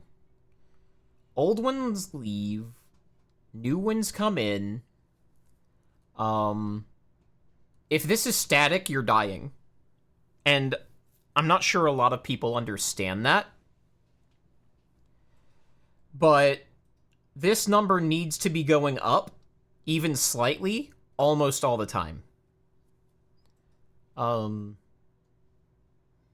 there's a lot of business-related stuff that is not really in the scope of this stream, but business process is part of operational security at the CISSP level. Like, we're looking at your business processes and what is fundamentally vulnerable in those processes. So we don't do things that make the viewer population go down. And that means we have to beat churn. So then we have to identify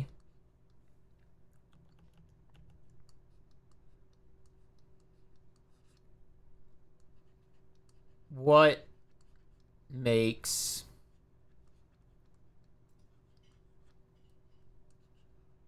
population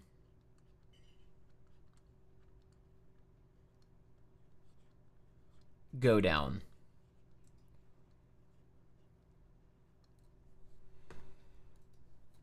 Nero says security equals business continuity. Yes, that's the only reason businesses actually care about security.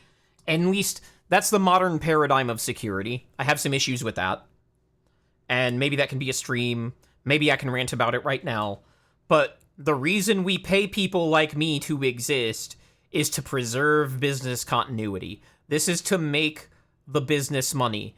And if a security control exceeds the cost that it recovers, we do not implement that security control. There are places where we make exceptions to that. But that's kind of a newer paradigm in the grand scheme of things. Like, there's a thing in my ethics that I am bound to that go, by the way, human life always comes first. And you would think, why does that have to be in your ethics? Isn't that obvious? And the answer is no. And if you want to learn why that answer is no, you need to learn how BP was operating in the 80s and 90s. As one example. But BP in particular, you should look into. It's actually very necessary to put the phrases in the material, in the thing that I'm agreeing to, that none of this supersedes human life, and human life is always prioritized above everything else. Because that is not always a choice that people make, historically.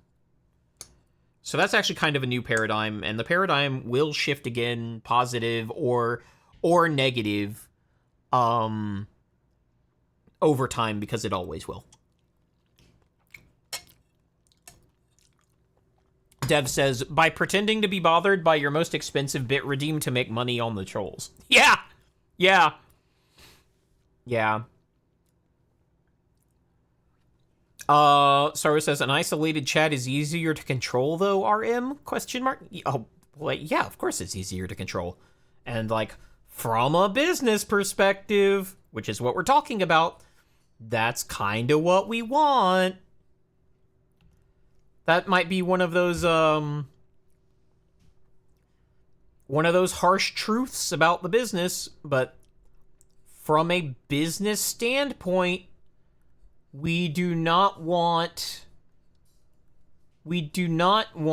dissatisfaction. The red dot will represent dissatisfaction. We don't want this spreading via social contagion. And if you've ever run into a situation where something like really unethical happened and it was buried, this is why. This isn't just a streamer thing either. This is like the basics of brand loyalty. You have to kind of isolate people so that they don't make decisions as a group. It's advantageous to your business model.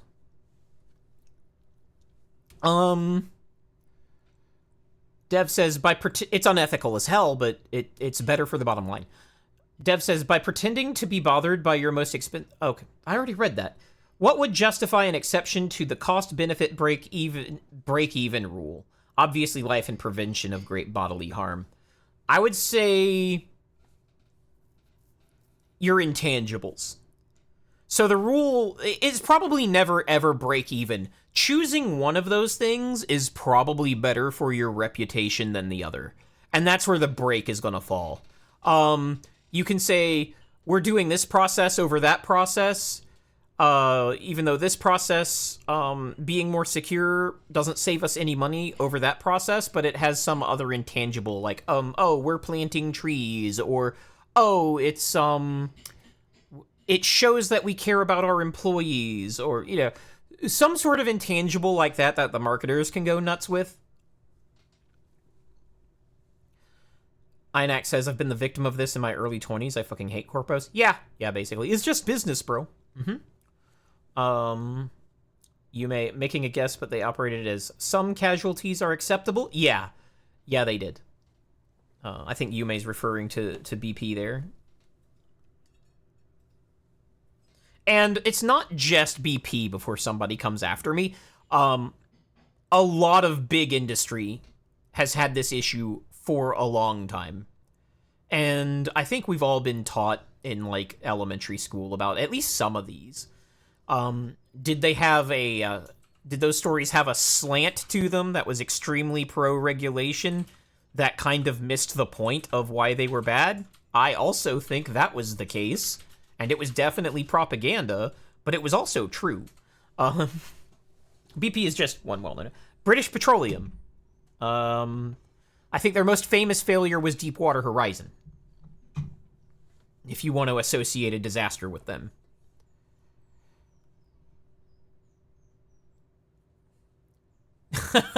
I'm not sure I'm going to read that one, Inac, but I agree with you. But yeah. I kind of call this the popcorn effect. Like, if you heat... If you heat up, like, a popcorn kernel until it... What am I saying? I'm talking too technical. When you make popcorn, how long does it take between the first pop and then it going crazy popping? It's not long. It's like you hear pop, pop, pop, pop, pop, and then blah, and all the noise of the popcorn popping. That's what I call this when the upset people are not properly isolated. So you will generally find policies in place. This, by the way, is why I have almost always advocated not complaining to moderators, and I'm pretty sure people understand this on, like, a fundamental level, that if you're the squeaky wheel, you're not going to get the grease, you're going to get the axe. And it's because of this. And they may not be aware it's because of this, even. But it is. Like, some things your brain understands without you knowing them on the executive level. And that's another thing people aren't aware of. Or actually, I would say they've been conditioned to ignore. They've been conditioned to ignore when they get, like, a bad feeling about something. And a lot of the times, the non-executive parts of your brain understand when... Or they understand things that your executive functions do not. Like, if you're in a conversation with somebody and you feel attacked, it's probably because you're being attacked. Unless, you know, you got to be a little self-aware here. You could also just be sensitive. And you figure that out by going... Here's how you figure out whether you're being overly sensitive or if you're being attacked. How many times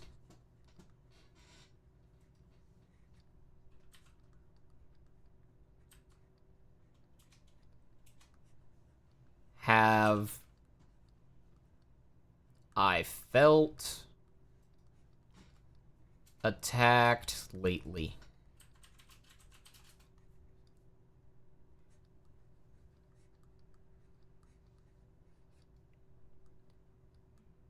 If this is a lot, you're probably just sensitive. If it's from the same person, it might not be because you are sensitive, but that's something you have to figure out about that person. That's too complicated for the scope of this stream. If it's almost never,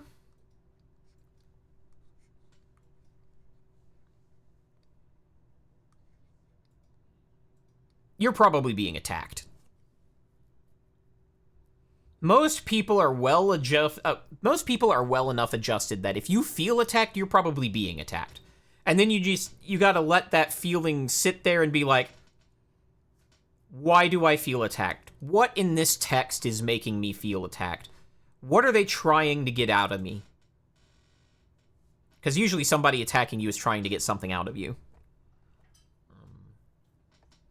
If somebody says something to you that doesn't make sense, it might be because it doesn't make sense. And narcissistic predators play on this a lot, where they'll intentionally say things to you over and over again that don't make sense, so that you're stuck in a constant loop of trying to make sense of things. So use your whole brain, use your feelings when dealing with people, because you will not always get an answer from your executive. Yume says, also, can we get these slides after the stream is over, and any other slides in the future for that matter? Yes, but generally understand that you understand these slides because you were in stream and understand the context of them. Generally, the day after stream, I can't understand what half of my slides are about. I'm just using this to help me talk. I can still get them to you, but they're not as useful out of context of the stream. Dev says, I feel attacked by that question. That's good. I like that. Saru says, also, most real people don't think about you as much as you think they do, except narcissists. They are the worst. Yeah. Yeah. And a corollary to that is that most real people do not think about your interests. They think about their interests. So if you come into a conversation under the expectation that the person you're talking to is watching out for you, you're going to get taken advantage of a lot, and that's why you gotta filter out who your friends are and who your friends are not, because your friends are going to be people who are looking out for you, and that allows them to give you negative criticism that is honest criticism, and then you can improve from that criticism because they are your friends, and you know that if they are making you feel attacked, it's probably because you are doing something wrong. But that only works if you have a deep level of trust, and that trust isn't fake. And I'm sorry, but there's not a process for that. Those are social skills, and you need to go build your social skills, because the more people you talk to, the more social you are, the more experience you have with these situations, the better you will be at this. Yeah, I know, Noodle. It's like diet and exercise are healthy. We all know this, but you actually have to go out and do it. Or it's not healthy because you're not doing it. Noodle says, how could you say something so hurtful? Yeah, go touch grass. And that's why I'm not worried about any of my behavior anywhere, because I have social proof. I have a lot of friends that I've kept for multiple decades. I do not have trouble holding down relationships. I do not have trouble making new relationships. Just the other day, just the other day, I just talked to a random fucking stranger because the way he was dressed and what he was doing reminded me of the Krishna temple that I was attending when I was very, very little. For those of you who don't know, I was raised Krishna for the first 2, 3, 4 years of my life, and then like Baha'i for a few more. So I remember singing Hare Krishna and all that stuff, and then the Baha'i temple like did some weird test on me where they like made me choose between like keep in mind I was like a baby. I might have which one I was at what ages reversed. So maybe this was the Krishnas. I don't know. This was a long time ago. But you know, they did the thing where they put out all the objects, and you know, like there's piles of coins, and then there's like a musical instrument, and then there's other stuff, and then they put me down in front of this pile, and I go straight to the books. You know, that I remember being tested like that as a kid, and that's part of. I forget if that's a Krishna thing or a Baha'i thing, but it was a thing that was done. Anyway, this guy looks like a Krishna, and so I immediately the Avatar test. Yeah, that's where that comes from. And I picked the books, and the adults were very happy with that.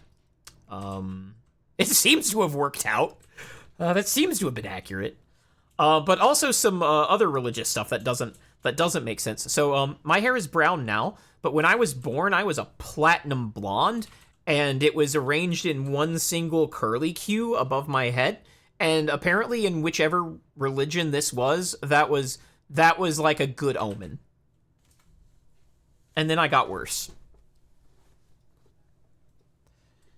Inax says, I've no clue what you're on about. Yeah, me neither. Anyway, I walk up to this Krishna. Okay, Jesus. Look, I don't put much stock in it. It's something they said. I don't buy into it. And then waifu adds the I can't emote. Of course. When I got into VTubing, like chatting in Discord, like not missing streams, my friend called me a simp and I fell for it twice, and twice he was right, and twice I dismissed them. Feel free to shame me. Damn, Yume, that sucks. I can't relate. Well, I actually can't relate because, like, I started with cam girls, right? And none of them ever did me wrong. So maybe the cam girls are just better behaved than VTubers. Because on VTubers, I'm like 0 for 2 at this point.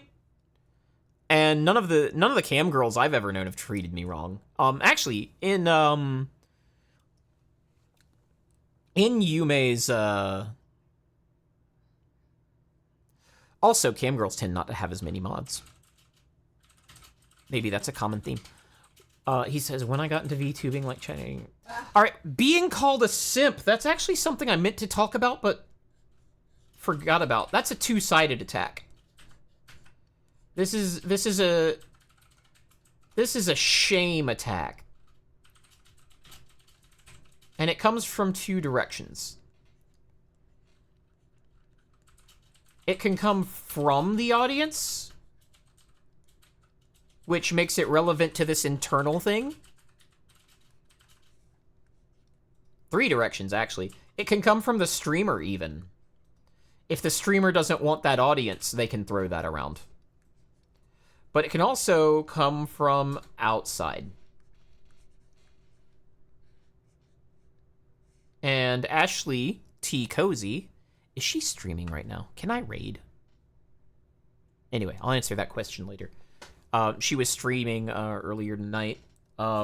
She does the Professionally Hot podcast, and when they're talking about members, they're talking about not only the shame they get thrown their way as cam girls, but they also spend a significant amount of time talking about the attacks thrown at their audience in the same vein.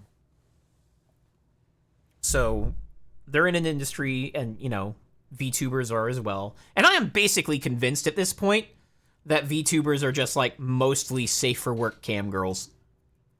And I'm not backing down from that. Fight me. They do the same thing. You want to know how I know they do the same thing? I can't show this on Twitch, can I? I'll show you. Maybe.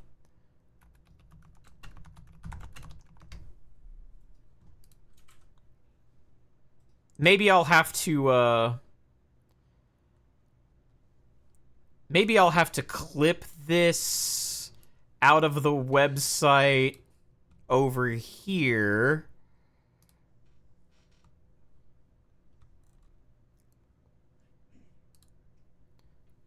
And then put it in the browser over here. And I'm not reading chat right now, so feel free to go nuts and get modded.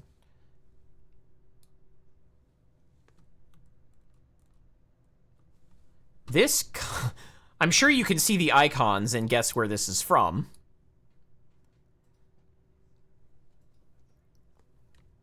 So, anybody notice anything about this?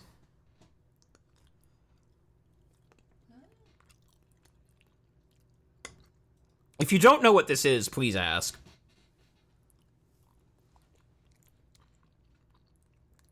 Dev, most of the shame comes from people who are... Oh, you see the whiteboard. I'm sorry, guys. I'm sorry, guys. Waifu literally walked over here to be like, what the fuck are you talking about, bro? Seriously. Alright, I fixed it. Also, mukbang time. I'm too hungry to be polite anymore.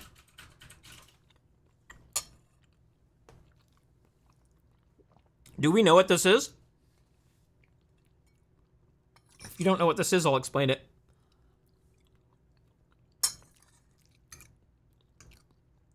By the way, there's a lot of fleshies who are really mad about this situation.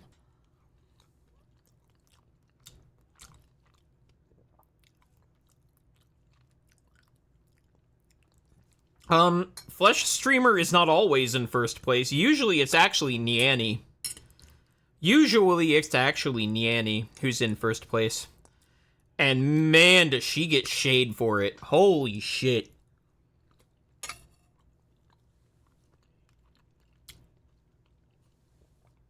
I don't either.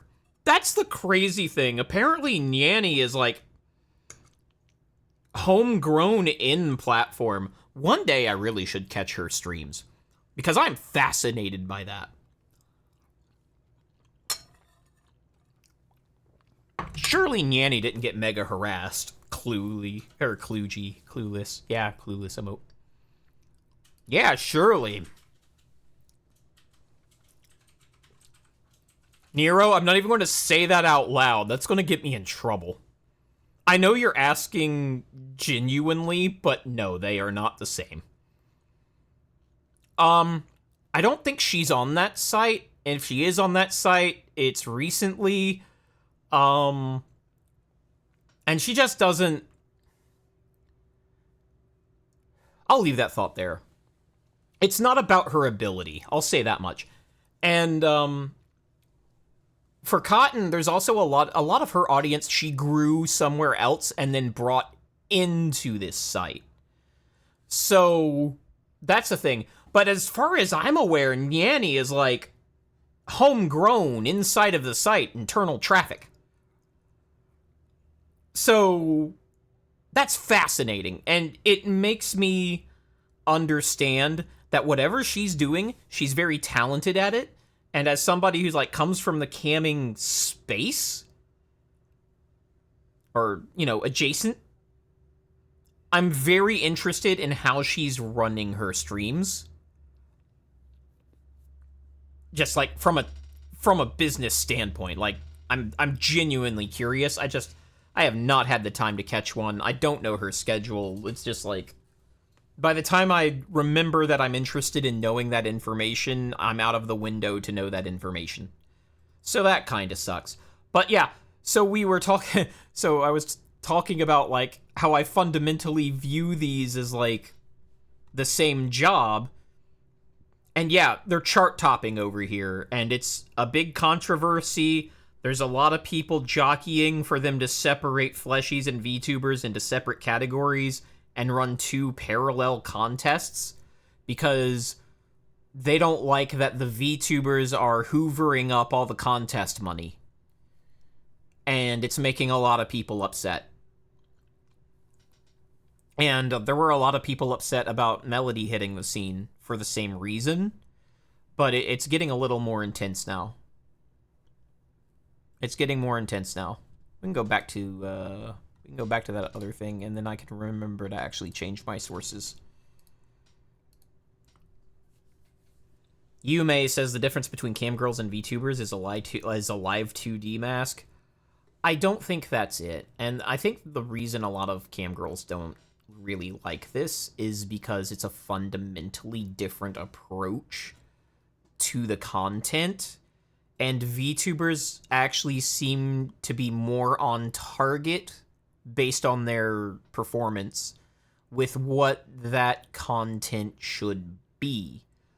Because from a cam girl perspective, and I'm not saying this is the correct way to think about things, I'm saying it's a prevalent way to think about things, what they think is wanted from them, the successful ones generally know better, and sometimes you're just hot enough that this does work, but what they think is that, like, the guys want to just, like, see them do their stuff, and to be looking great while doing it, and then leave. But VTubers focus more on being entertaining first, on being community first, and I think because of that, they just do better in that space. Because ultimately, if you're in that space, it means you don't want, or at least in that moment, you don't want what is available from clip sites or, you know, the hub or places where there's no interaction. So if you take the people who their entire business model is interaction first, they might just do better at that. Nero says, "Oh shit, I have to be entertaining?" Yeah, right? Right? Saru says, "Melody came from that scene though, clueless." Yeah. Yeah, I won't go there. That's like the worst kept secret, but I won't go there. Just, you know, as a professional courtesy.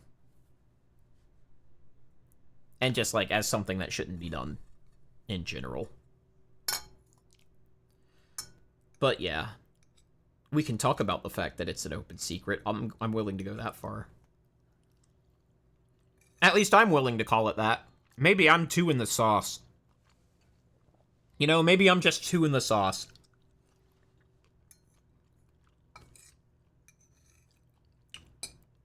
But to me, it feels like an open secret thing.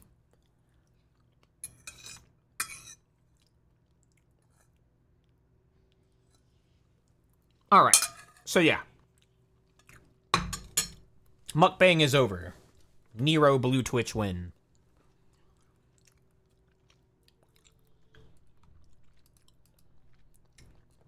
Inax says yes, because I'm unsure what you're talking about. Cool, I won't be elaborating. Sorry, man. Saru says, I think those boundaries are stuck in idol culture and should be dropped. Which boundaries? Because I'm interested in what you're talking about. Because I probably agree with you. The open secret thing?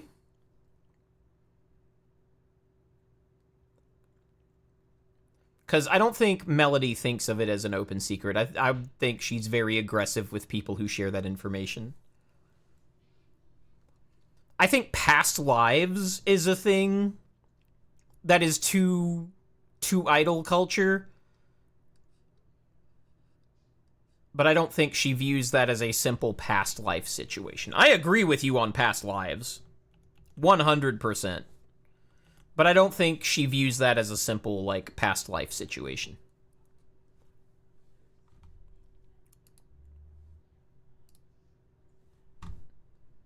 Which one of those views is more true than the other? I actually couldn't say.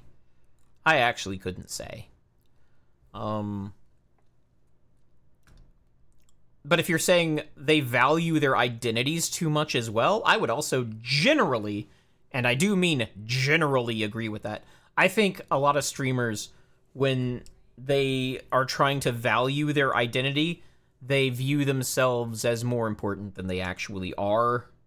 And that can cause them to do stuff that is actually hurtful to their brand, hurts their growth, because they've essentially given themselves paranoia by thinking of themselves as too important. Saru says, I think more accountability is needed on performers to not escape past life, but also more grace given by audience for a rebrand. 100% agree with you on that point. I am in 100% agreement on that point. And that's a two-way thing. That's another risk that comes from your audience that we've already kind of touched on. But, like, if you're... Because this is more of an idol thing than anything. Because if you're, like, heavy into the idol stuff and you fuck up, it's your own audience that's going to be attacking you. And that's one of the things that I really hate idol culture for, is that if I want to try to hold somebody accountable to their behavior, and they're heavily into the idol stuff, and their audience is too, because they built that expectation, then I can't really address that without risking what is essentially a canceling, or the perception of one anyway. And I think that makes people very resistant to honest criticism in ways that is harmful to them.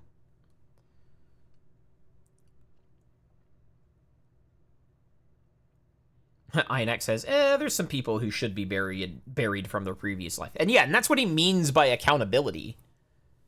That's what he means by accountability. Some of these people have done stuff so heinous that we probably ought to know what their past life was. Just straight up. And those are the people who are going to try to escape into past life the most. It's not exactly the nothing to hide thing, but it's kind of like that.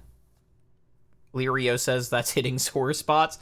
I'm sorry, man. Like, I get what you're saying, but, like, if I'm in security, right? If I'm going to take everything that, happens to correlate with something that I've experienced, and then take that generality off the table because I've experienced that bad thing and now I can't talk about it, then I can't talk about security at all. There's almost no topic in security that is safe from that.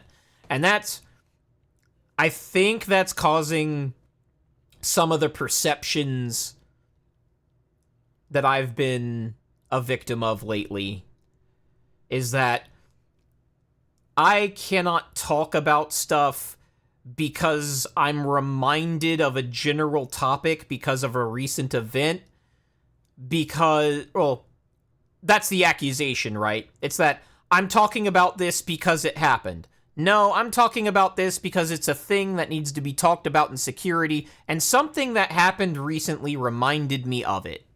And I'm sorry, but I'm not sorry. It's like, oh yeah, that's right, that is a security principle that should be talked about and people should know about it. And then somebody watches that stream, they're like, they're talking about me. Like, no, I'm not. I'm talking about the situation. Because if you saw the beginning of this stream, I am more than willing to talk about you by name. If that is what I feel like doing.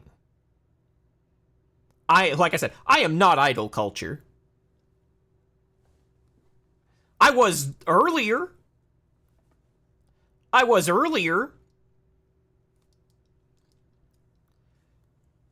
Noodle says, well, you were. You just didn't know it.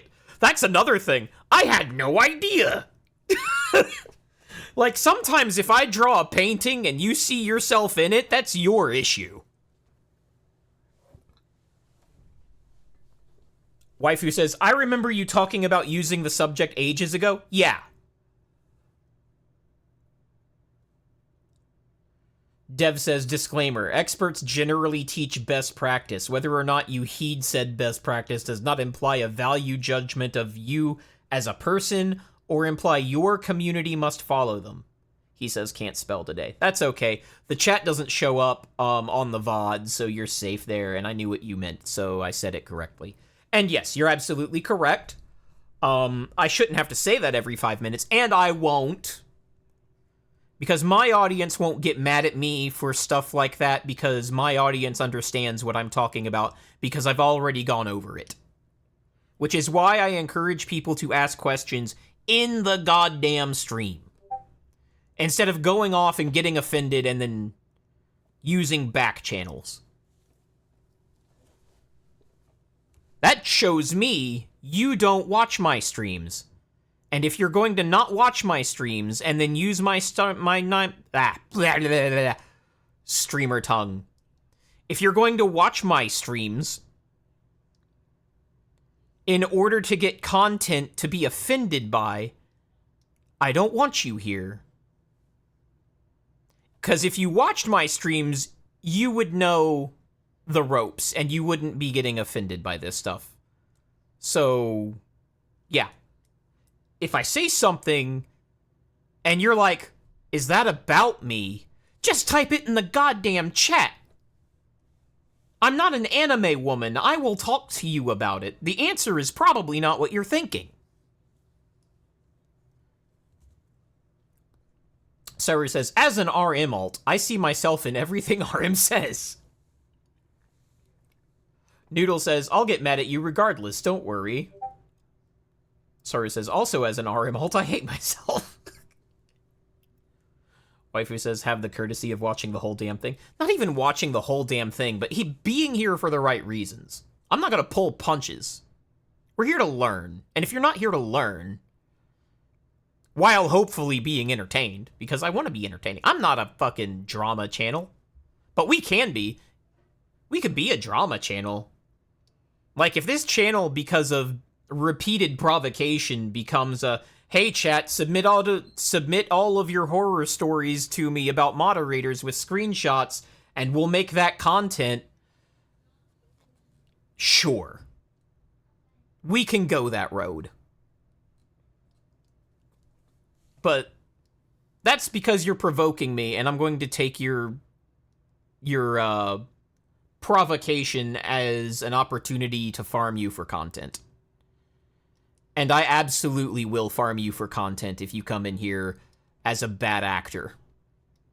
100%.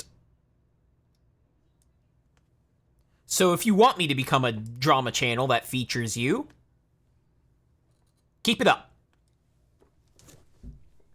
I have no bones about it, because I can take almost any content and relate it to security.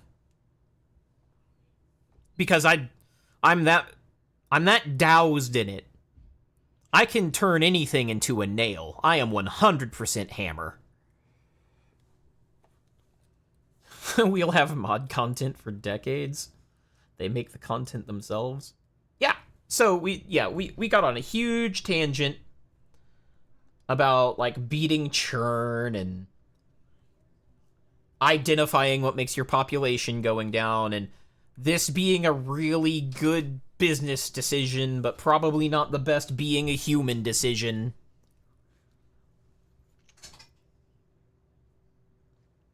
Yume says, what I'm gonna say may sound extremely wrong, but for some reason I like your voice. Maybe it's the way you speak. I don't know. Well, I appreciate that, because I hate how I sound, but I've already gone over how, like, everyone does. Everyone hates how they sound. With my current mic setup, I actually kind of don't... I'm not revolted by my own voice with this current mic setup, so I'll take that win where I can get it. Waifu, I would hope you'd like how I sound. God, imagine spending 20 years with me and you find my voice irritating. Jesus Christ. God, can you imagine hating your wife for 20 years and sticking around anyway? Or hating your husband for 20 years and sticking around anyway? Yeah, y'all gotta understand, like, when I picked whether I was going to be on the good side or the bad side of tech, I picked the good side, and then that means I'm basically permanently in the sunshine, which means I'm going to be using sunshine as disinfectant because I already have to live in the sunshine. I've been fingerprinted, background checked, like not as much as Saru or Dev probably, or even Nero, but between the conferences and the research and the background checks and the 501c4s and the 927s, like, I don't have a private life and I'm not going to have one. And if I get any better at my job, if I get any more prestigious in my job, any semblance of privacy I ever expect is just over. It's over. It's basically already over. And that's for, like, any, like, I don't know what you want to call them, white hat, because I'm not an ethical hacker yet. So I'm not actually a white hat, but it's like, it's kind of that thing, you know? I'm a CISSP. We live on the white hat side. At least you're supposed to. You got those ethics you signed up for. And I'm very, very about the fourth tenet. So don't let me catch you. If you are also a CISSP, don't let me catch you violating the fourth tenet.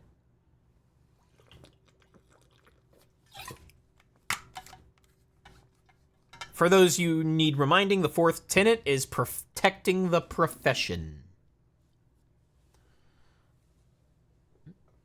Nero says, ah, yes, the fourth tenet. David, that's the best one. Omni, I'm just glad you know what a CISSP is. It feels like nobody does. Omni saying CISSPs live on the make more life difficult for all other security professionals side. I can't say as a population that that's wrong, but I do not personally live that. I'm a reduce friction kind of guy. I like making the secure thing the easy thing, which is a basic security tenet. That is a basic, let me get close to the mic. That is a basic security tenet. Make doing the right thing easy and the wrong thing hard. If you can follow just that one thing, you will increase your personal security by tenfold. Do that one thing. Make the right thing easy to do and make the hard thing difficult to do. Wherever you can manage to do that.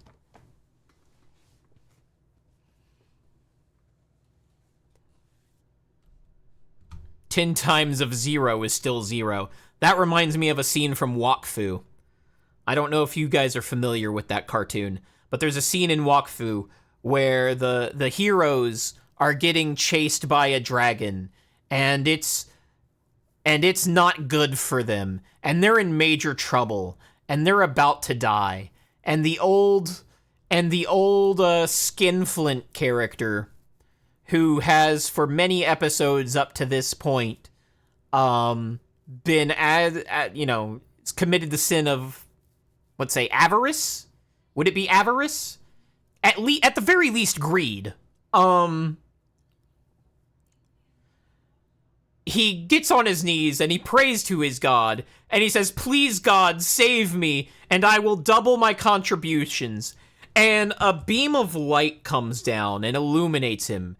And God, like, in universe, it's not a bit, even though it is a bit, canonically, in universe, God talks to him and says, 2 times 0 is still 0. And then the column of light goes away, and you don't hear from God again. And the situation doesn't change.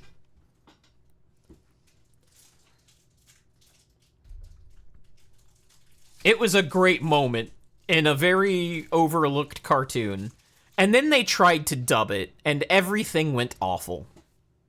Watch the French version. It is a kid's cartoon.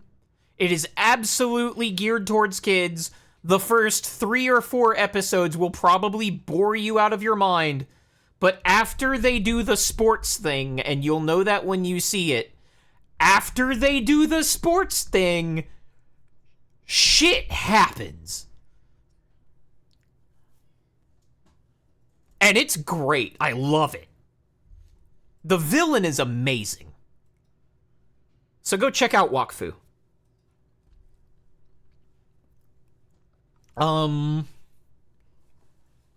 Let's see. Let me scroll back a bit because there were questions. Saru says, I thought the CISSPs made our coffee. I think in your environment, that is also true. Or in the environment you were in. Lirio says, Christ, I can finally watch uninterrupted. What was interrupting you? But yeah, like, I'm glad you can be here. It's fantastic that you're here. For anybody who's new in here and doesn't know what this board is, please ask questions. That's what we're here to do, is answer questions related to security, anything you might think about streaming from a security perspective. If you are a streamer yourself, especially if you're new, or if there's things that keep happening to you and you want to change those, or if you're just a curious audience member, ask questions. Also, my phone has been having issues. Oh, that sucks, man.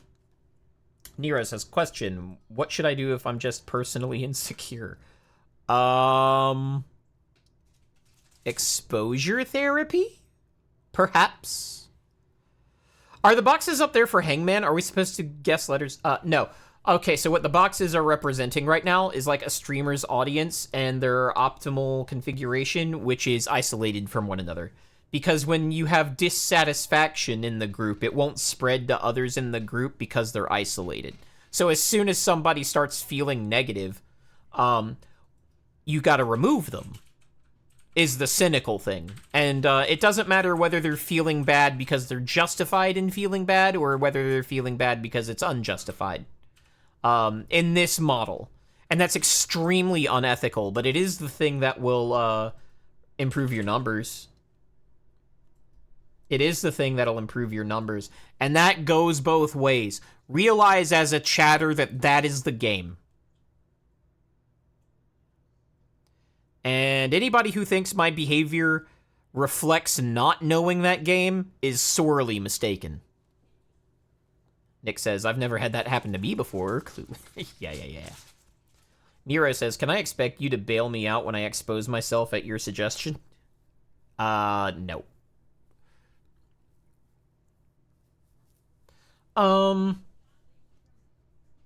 Let's see. So yeah, what can make your viewer population go down is when they're shamed by other populations. But the other population does have to be big enough to, make that real.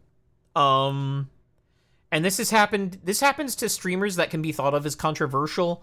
I know that this has been attempted several times on Kirsche, and I'm pretty sure at its core that is what canceling is. But we were also talking about, like, idol culture. Yeah, let's get back on that, actually. Because idol culture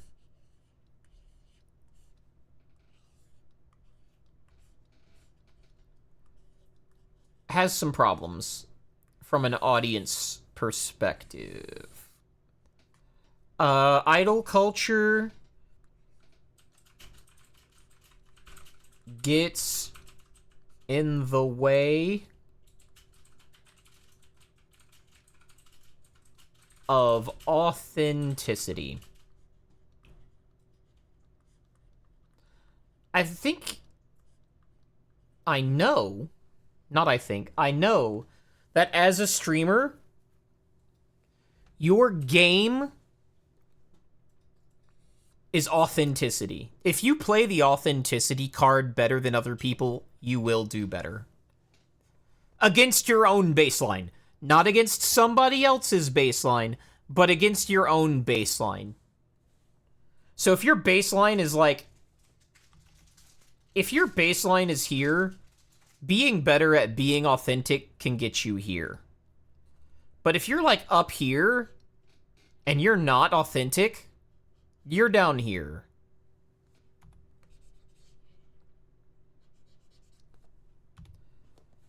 And idol culture gets in the way of authenticity in several ways. And if anybody has questions about the ways that it gets in the way of that, I'm welcoming those questions, but I think this is basically self-explanatory.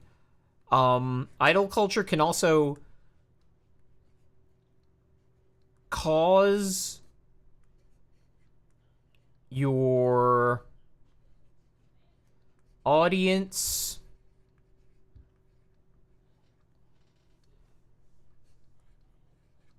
to turn on you.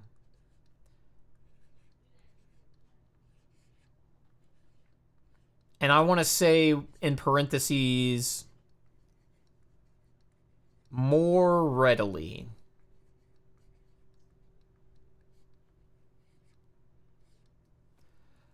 That's why the scam sponsors, that's why the sponsors that are scams are very, very dangerous to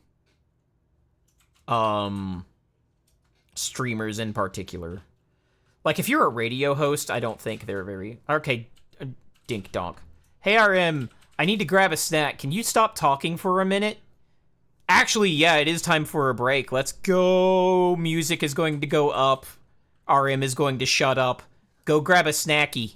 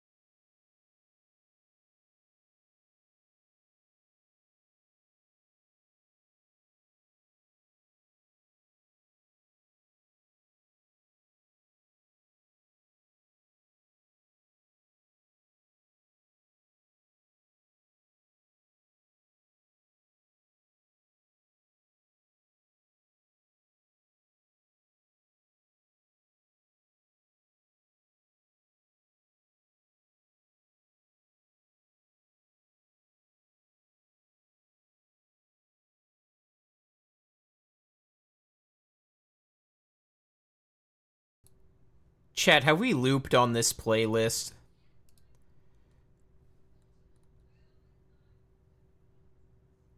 I don't know. I heard waifu scream no from across the house. Yeah. I took the opportunity to tuck the kids in, and waifu made me coffee. I also just got back and was about to continue stream plus. This is how much I love my moderator. Not that other one. Where's the love nada?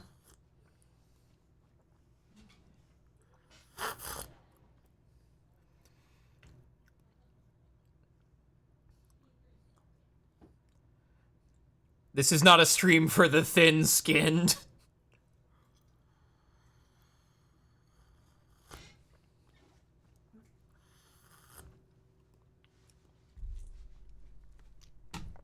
I want to tease my own wife.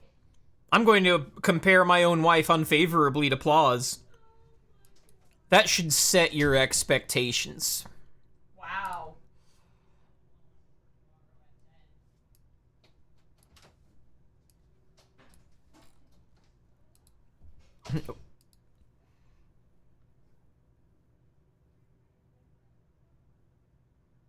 You're troublesome what? First of all, let me turn the music down so you can hear me.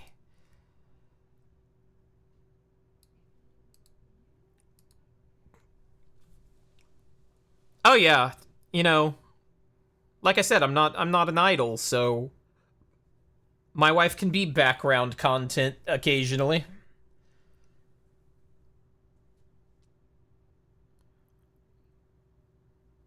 Your troublesome mod that would make a mess of the... Oh, okay. I am an idol. IDLE. I see what you did there. Saru says, you know I'm chatting so waifu doesn't time me out, right? Yeah, maybe. Actually, Saru, I want to get back to one of your contents. One of your comments I saw earlier before the break was prompted. Let's see. It allows expressions of love where love would not be realistic. Yeah, I agree with that. We're talking about the vulnerabilities, though, but I agree with that. I mean, that's kind of the point, isn't it? Is that, like, this is where you're supposed to be getting your female attention from, so let's make it completely unhealthy? That's what idol culture is in a nutshell, isn't it? This is where you're going to get your female attention from. Now let's make it toxic by default.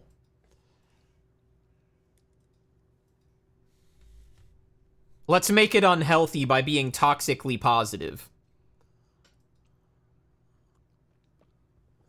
Now you're getting... Dude, is this like porn? Is this why is this why they're like cam girls? Is it because streamers, VTubers, GFE, soft GFE, people who participate in idol culture, right? It's like you get the porn brain because the porn is giving you unrealistic expectations of sex, and you get the idol culture brain because it's giving you unrealistic expectations of relationships. We figured it out, chat. Inex says, duh. Well, write me a presentation, then. Yeah, I started without you, Noodle.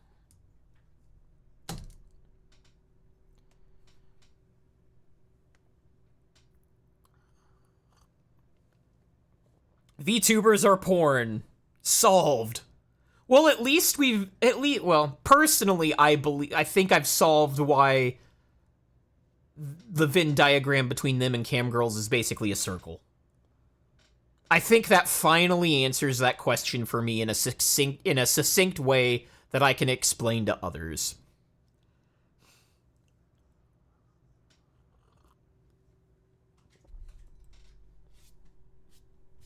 So yeah, you're the problem.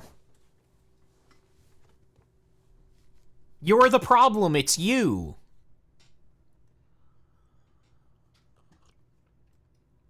I'm glad I went back and read that comment.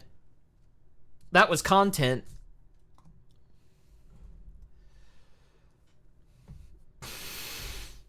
Anyway, one of the things idol culture does is it makes your audience more likely to turn on you.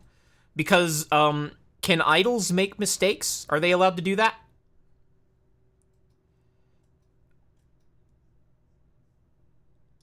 Saru says, just think, isn't it amazing that porn is illegal in Korea, but K-pop idol culture goes out of whack? Gets your noggin jogging. No, never. No, idols are not allowed to make mistakes. So what happens?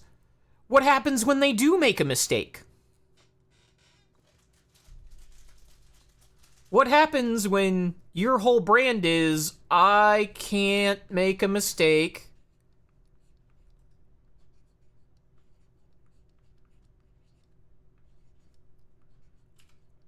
But then I do.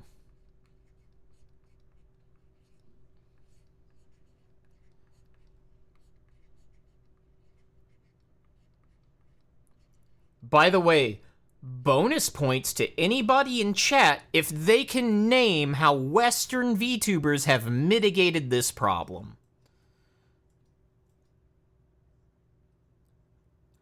Well, Dev, what it does is it breaks the idol persona, and if your business model relies on that, your business model is broken and your audience turns on you. Graduation is what Nick says. Yes. Spicy says, they get killed sometimes, and Saru's correct. Sadly, in certain countries, Spicy's point is correct. That is unfortunate, but true. Can you guys tell that I hate idol culture yet? And how I think it's a massive safety issue and it should be widely discouraged, and that I really love this new wave of VTubers that are coming in that don't subscribe to idol culture at all?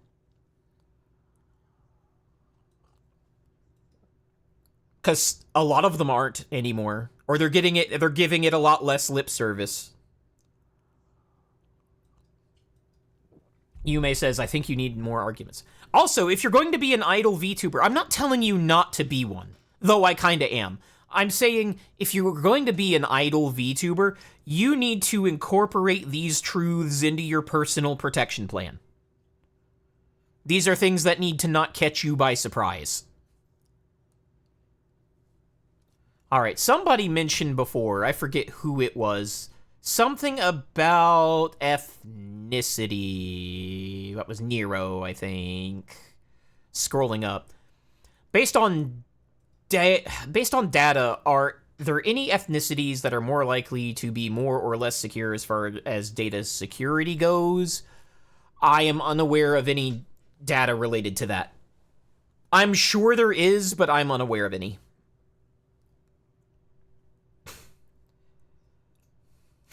Plaus says, if you're an idol VTuber, kill yourself. RM. No. That's not what I said, but it's funny. No. Why did you even read that? Waifu, you can comment when you start streaming. You can whine about that when you start streaming. Where's your model, huh? Where's your debut? Madge right now. You're allowed to be cute background noises until you debut, but I don't want to hear any whining, and I don't want you to be complaining about chat.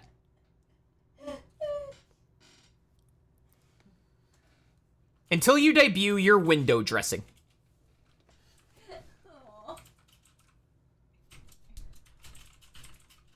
What do you mean, hey now? You're an all-star, get your game on, go play.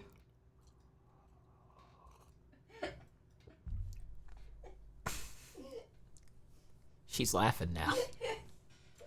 That was kind of clippable. Beaten husband finally stands up for himself. Damn, he's so fancy, he puts dressing on his window. Hope it's balsamic. Damn it. I feel like it's a topic for a stream, says Yume, but where lies difference between I don't want people to know where I live and it's idol culture, and I don't want people to know where I live, and it's for security, and I don't get interacted with physically. The line there is, I don't think that's worth its own stream, but that is context. I wish I stuck to my topics a little better, but just like the mod stream, I think I did pretty good with the mod stream, even though I like hairpinned 4 issues that I didn't even talk about, and that's why there's a part 2 planned to begin with. But I think I'm doing pretty all right for not having had time to actually get a presentation ready and a game plan. I'm winging all of this, and I need to get better at that. But man, work was crazy, and I still don't have a fridge.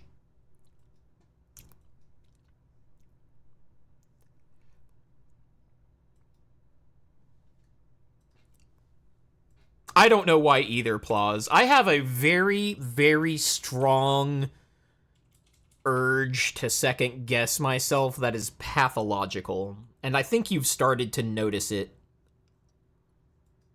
Prying illiteracy from the jaws of intuition. God, that could be my fucking tagline.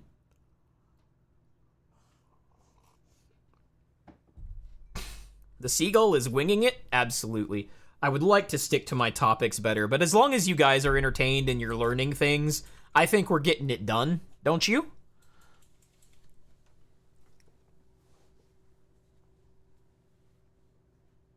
RM probably doesn't pronounce the T in reverse mortgage. Probably. Dev, I agree with what you're saying, but is it even possible to become a massive Western VTuber without encouraging parasocial relationships to an unhealthy degree? Not just successful, but top 10 successful? I don't know the answer to that question, Dev, but I think you're on the right track.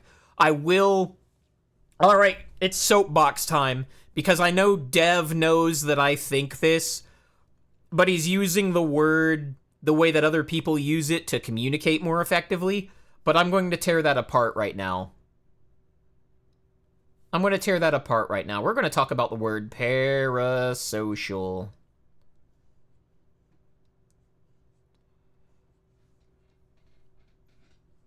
Because I think it's a little more insidious. What you are describing is more insidious than just being parasocial.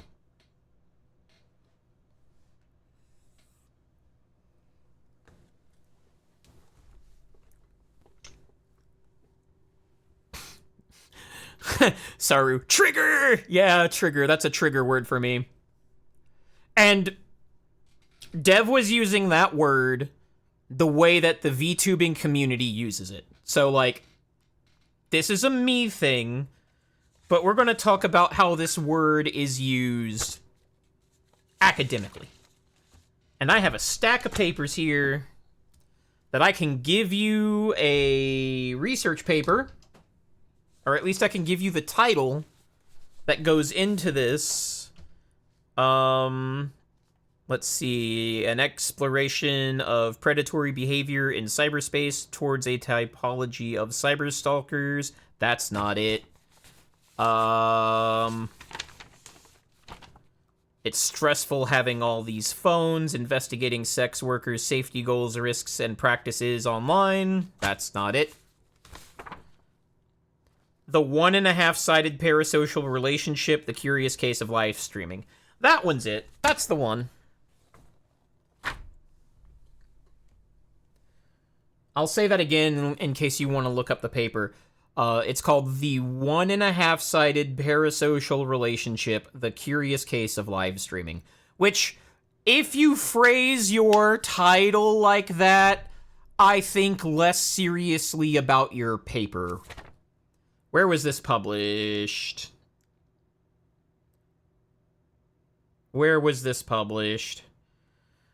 Department of Communication, Appalachian State University. Okay. Oh, that's where one of the authors is from. And the other one is from Take This, Seattle, Washington. USA, which I assume is some sort of think tank. There's some good things in this paper, but I think this paper tries a little too hard to say, I want to invent a term so that I am credited when it is used. This is one of the things I want to work when good grief, it gets worse as the stream goes, doesn't it? Mouth is getting dry. Coffee was not the call.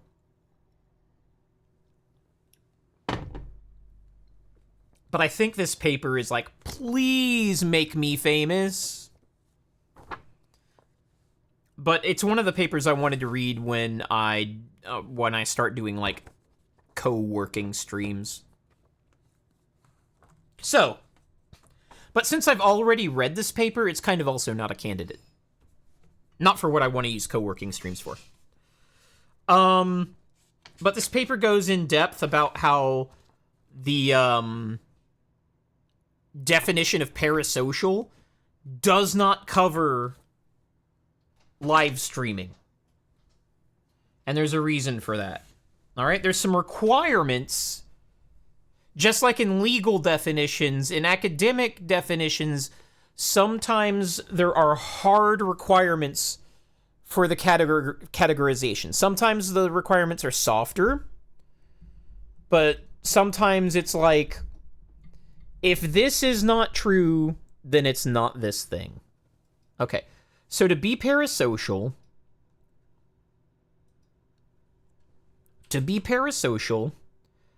you have to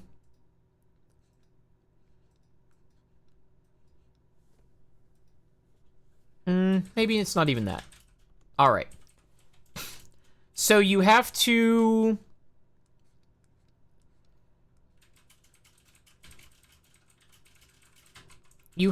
imagine a social relationship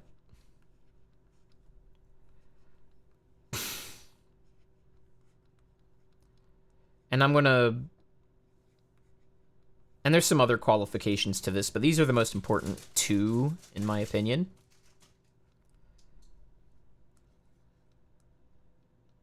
One party is, and I'm going to underline this, unaware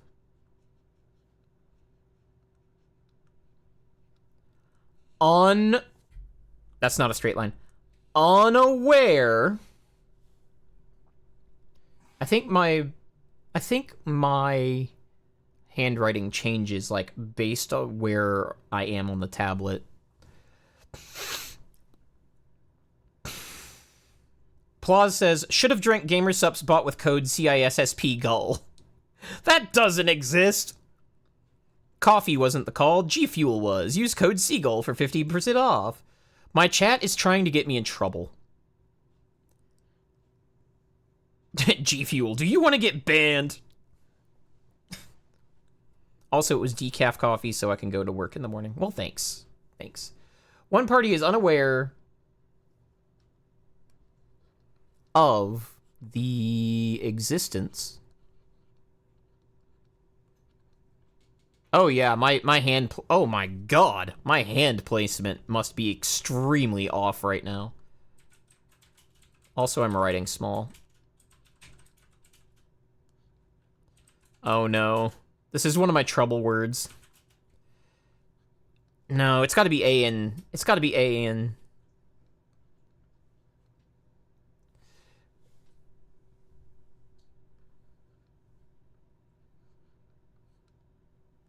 God damn it, I did it again! I literally did it again! The same damn thing!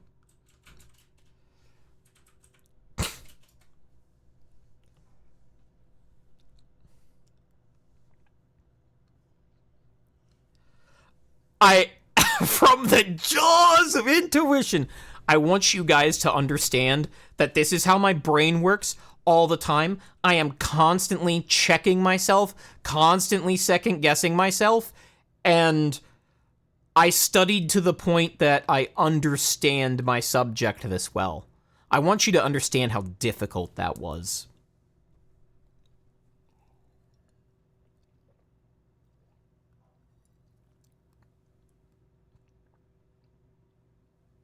Like, do you know how hard it is for me to actually know my shit when I'm gaslit by literally myself and easily by everyone else?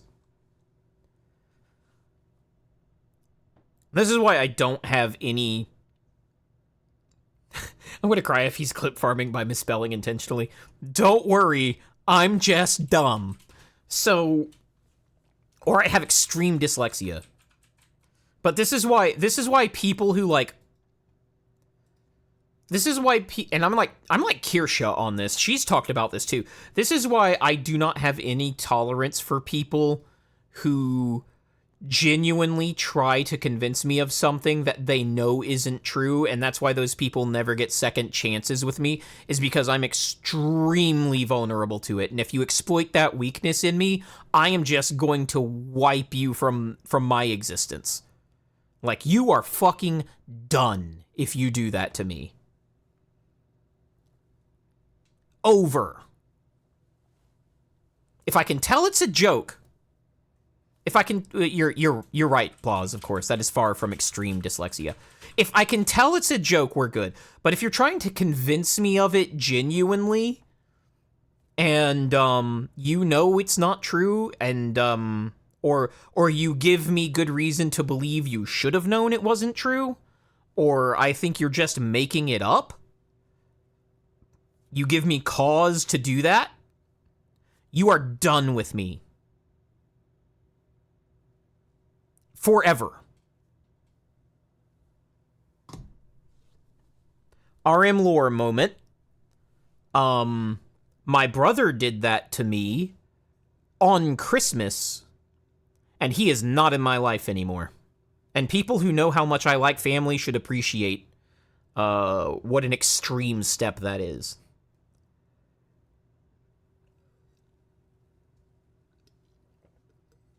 Oh, that trick involved my kids, too. Like, he got my kids involved in that ruse. On Christmas Eve.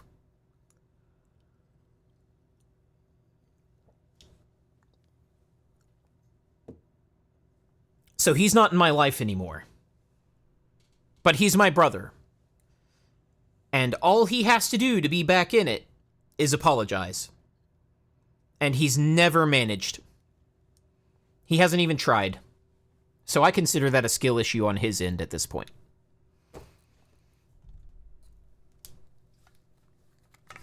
And, you know, that's his loss, because my kids no longer care about him. They're growing up without him, and that's his issue.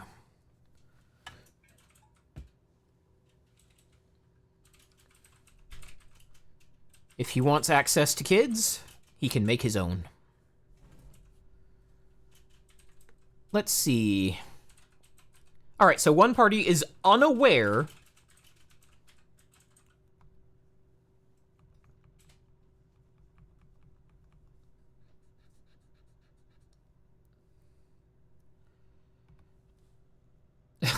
Nero says, don't say if he wants access to kids.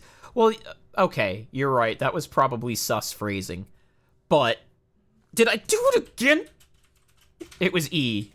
It was E. It was E. It was E.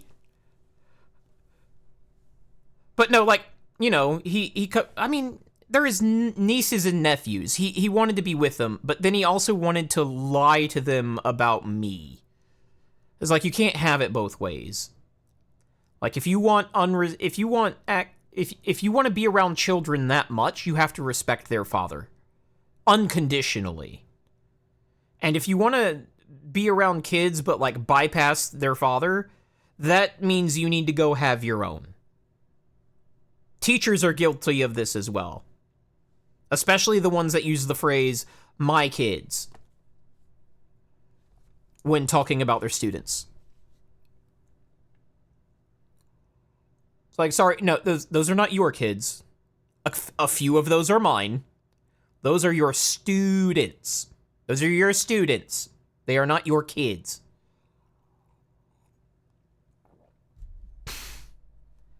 Okay. I've got a lot of people pinging me. Is it anyone important? No, it isn't. Waifu, can we get a PTSD emote? It's gonna be despair, G.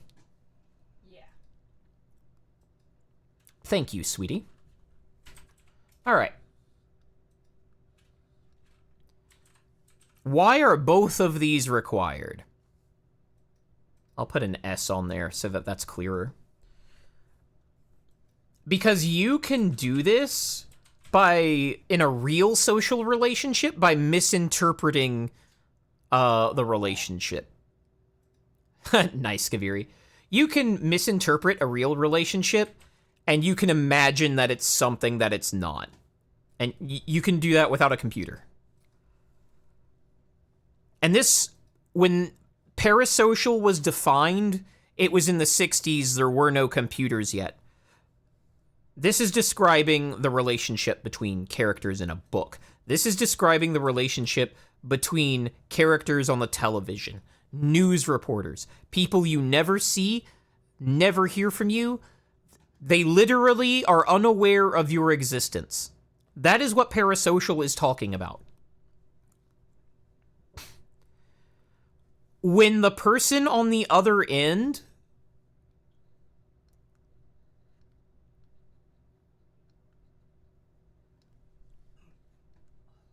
communicates with you,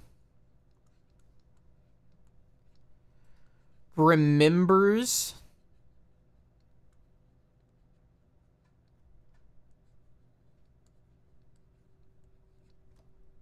small facts about you, or even large facts,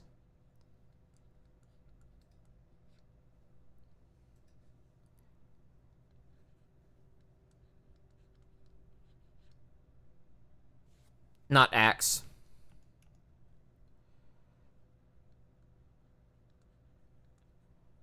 When they seem delighted to see you, virtually see you, seems delighted by your presence.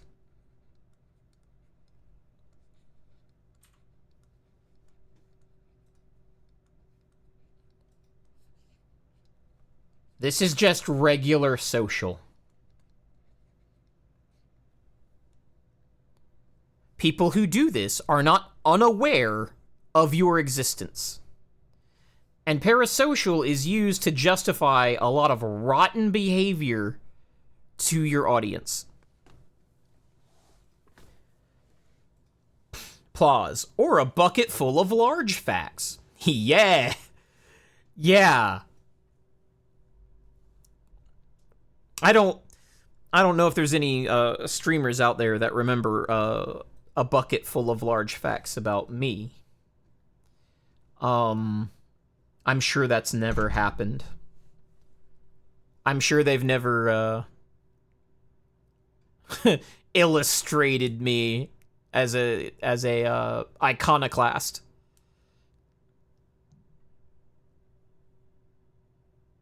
Is that the right word? Pause is about to yell at me.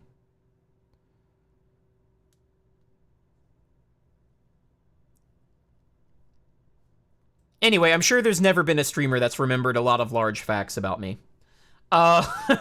Anyway, this is just social. Conflating these things, whether intentional or otherwise, is bad. What I'm trying to say is that when somebody is like, I think you have a happy home, so I'm going to draw you as a house. Not that anyone would do that.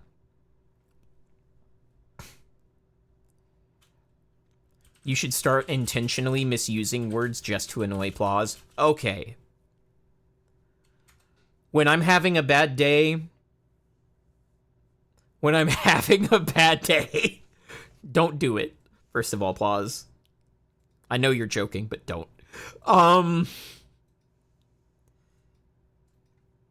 When Plaws' corrections actually annoy me, and we've talked in Discord about when that happens, it's when I'm stressed, it's when I'm annoyed, irritated, impatient, it's when my brain has been stressed into lower orders of thinking.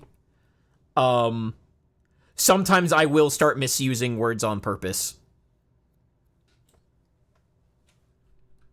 Just to get a laugh. And when I get my laugh, I stop hating Plaws, and we're good again. Let's see. That's another thing with idols, is that they can't have fights. They can't have healthy fights.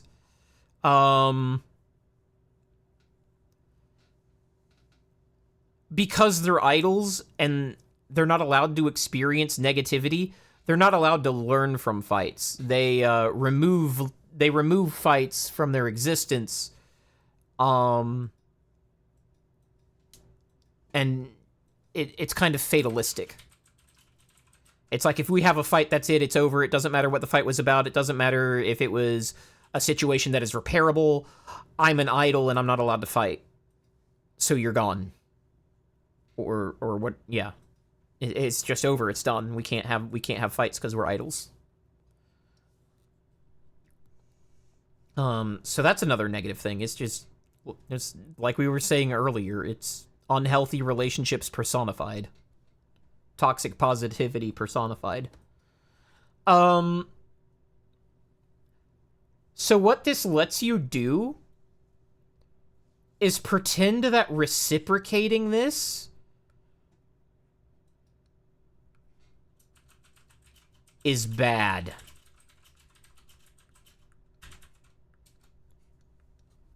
And if somebody's ever done that and it felt weird to you and you couldn't put your finger on why, this is why. By labeling things parasocial because the social interaction is happening over a computer or in an asymmetric manner or in an uneven manner, then what you can do is take normal responses to social stimuli and label them as pathological.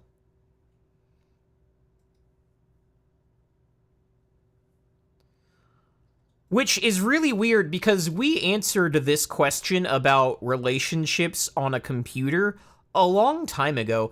I know that, I know at the very least that Saru remembers that. But remember when it was actually a social question whether or not dating online counted? Is anybody here that old?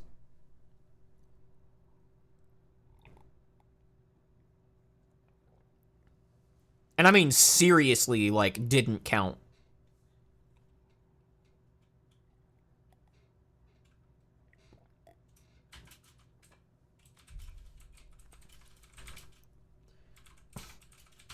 Dev says, I literally met my wife on MySpace. Yeah, we're getting to that. But Dev, I know Dev is old enough to remember when we were asking that question as a society. Why, Kaviri says, why would online dating count? Because it results in real relationships. And it's not even infrequent. Plaz says, yes, and anal doesn't count either. This used to be a big question in society. And when I say big question, what I mean is, we were trying to figure out, like, if I had a girlfriend, like in real life, and then if I got on the internet and started a webcam chat on, like, 14.4 modem, with a girl and she showed me hole, we did not know whether or not that counted as cheating.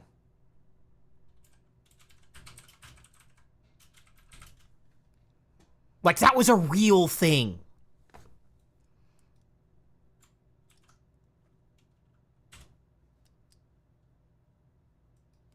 And that wouldn't even really be a question now. Like, if you had a girlfriend and you were monogamous, and then you went online and you FaceTimed somebody and you got her to show hole, that would be cheating. Wouldn't even be a question.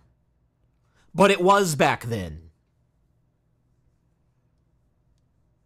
Monoganim. Monoganim scepter.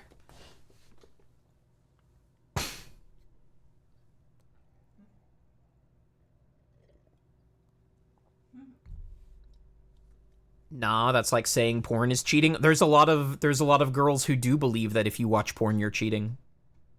That's a thing that a lot of people believe. You can think they're wrong, but a lot of people believe that.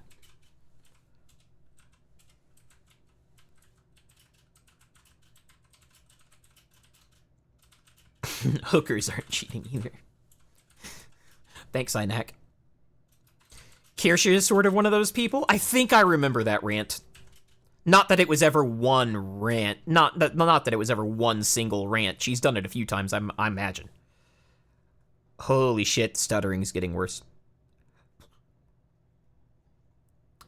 Dev says, as somebody who was on the puritanical side for a long time, that is a commonly held belief. And then I went to college. Yeah. Yeah, waifu was uncomfy with porn when she was younger, and then she learned to goon. But, I will say that waifu, I'm putting you on the spot here, waifu's aversion to that was insecurity. And she had every right to be insecure because the relationship was young. I 100% believe that there are things you are allowed to be insecure about when you're young that seem really cringe. Or not when you're really young. When your relationship is young, it is appropriate to feel insecure because you're literally not secure. And then waifu got secure enough to be the one doing the porn.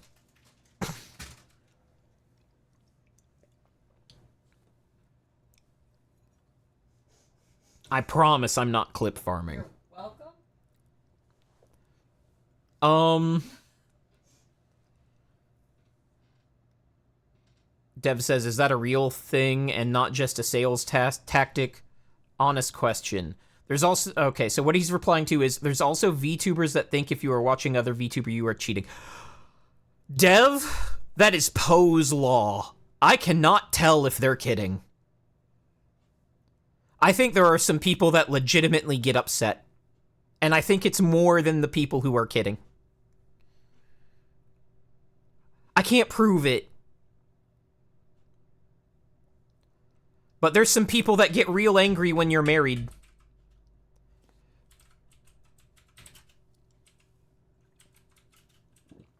It doesn't manifest directly because it's not socially acceptable to be mad at people who are married. But it does manifest.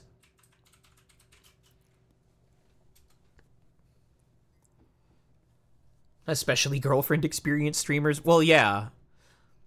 I think they do have a legitimate problem in understanding why the fuck you would be here.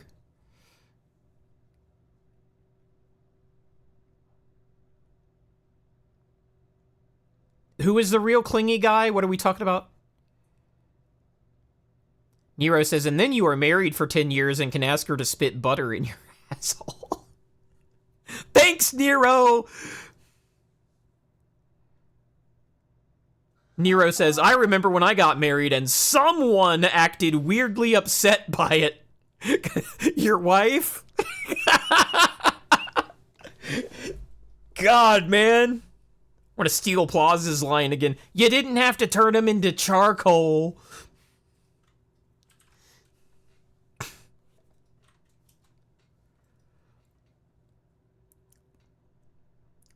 +2 what? What's the +2 about?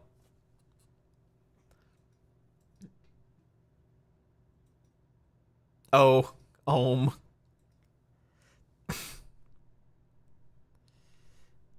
to Kaviri. Okay. Okay. Oh man. So, yeah, that's the short spiel on how I feel about parasocial and how that's used as like a cudgel to abuse your audience. And I don't mean that lightly. It's used as a cudgel to emotionally abuse your audience by pretending that normal responses to social stimuli are pathological.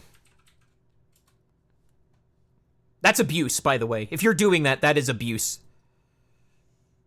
That's emotional abuse.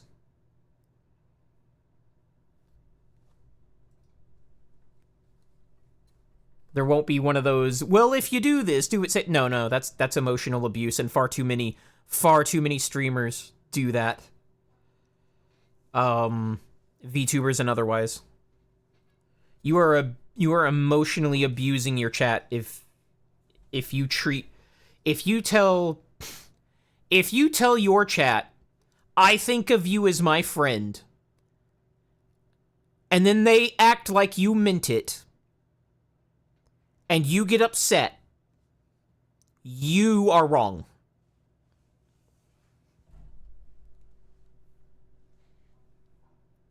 Pregnant pause. And, there are just... I could probably name more streamers that don't do that than that do.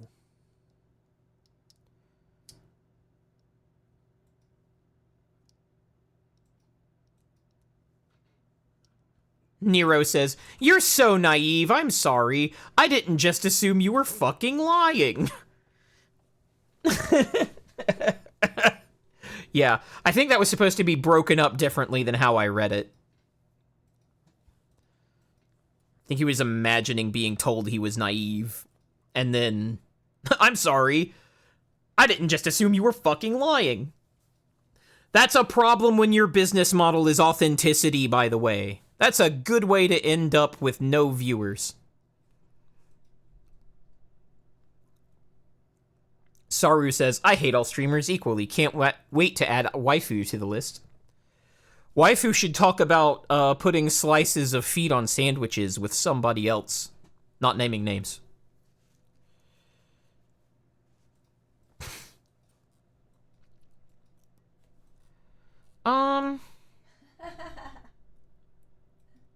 Yeah, I think I will do my own...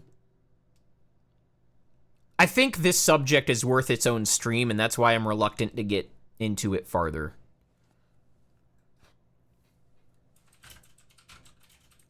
Because I think this is worth its whole stream with, like, a fully prepared presentation. Like, this is an issue. I have had a lot of people argue with me that these are not the same thing. A lot of people. And it's because they don't know the meanings of words. And they especially don't know the meanings of words when they are arranged sequentially. And how one of those words may modify the meaning of another. God, man. Oh, applause! I know I've told you this before, but considering the stuttering and second guessing and all of that in this stream, I would like to remind you that I was a parliamentarian at one point, and I have also performed a legal mediation.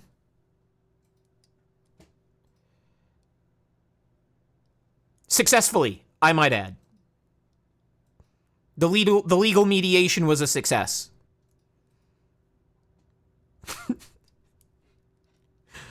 That is a very funny fact. Yeah.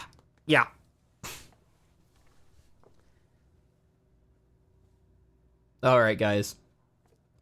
I'm starting to run out of gas on the topic because I'm getting tired.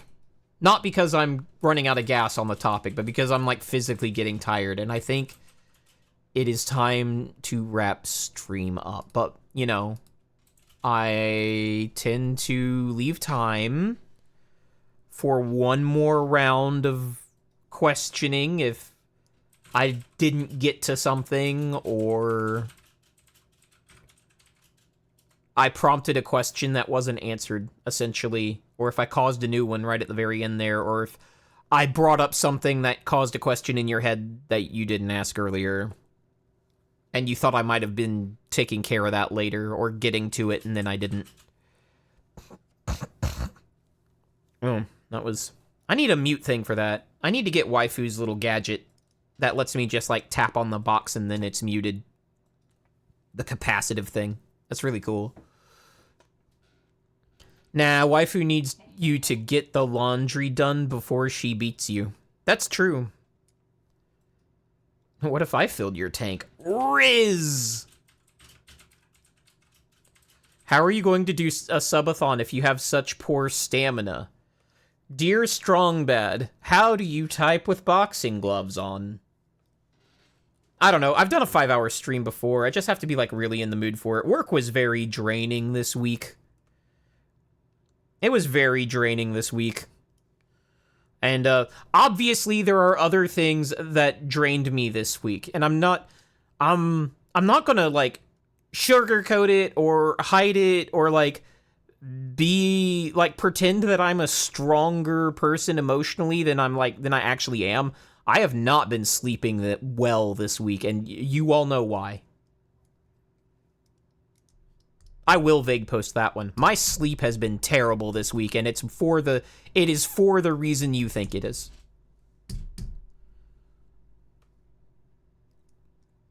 Shit's stressful, man. Yume says, I definitely need to break down on every single little thing that idol culture does. Maybe that way I will see the difference between it and basic privacy. You asked that last time. I just didn't read it out loud. Send me that question in private so I actually remember it. Nero says, I just don't like people fucking lying on my boy. Well, you know, I appreciate that you, I appreciate what you wanted to say, and I'm also glad you had the restraint not to say it. Dev said, today I learned I know nothing, and everything I thought about streamer interactions was wrong about the transactional nature of most of them. Even if you're authentic, they are transactional, and I think a lot of people cope about it. They can be both transactional and authentic. It's just, there's a reason there's so much mental illness in streaming. That's not a sustainable thing.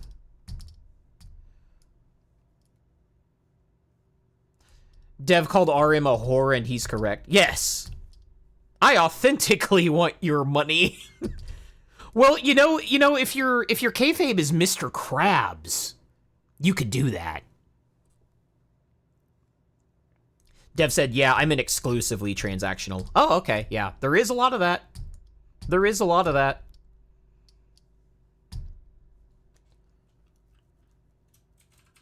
What you'll want to look for, Dev, is audiences. Not audiences. You'll want to look for communities where people who don't pay money are paid just as much attention to as the people who do. And I've seen people who claim that they do that, but that deck is always stacked. There's a problem in comparing it one-to-one, though. Don't make a statistical error, because I think the people who talk the most are predisposed to pay. So you're looking for, do they have more than a handful of freeloaders? That's what you're actually looking for. Forget the ratio. Do they have more than a handful of freeloaders? Look for that.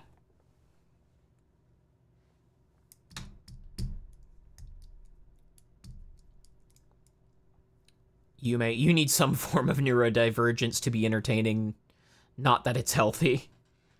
Perhaps. Waifu, good thing RM is a seagull and authentically wants your beach snacks. That is also true. Nero says, what should the sub-bit goal be for a moaning your name audio to protect my security? I don't know. My brain broke reading that statement. What the fuck does that mean? Dev says, I assure you I'm just jealous I'm not making that escort money. Nero says, beach snacks is code for pussy! Yeah. Imagine the sand.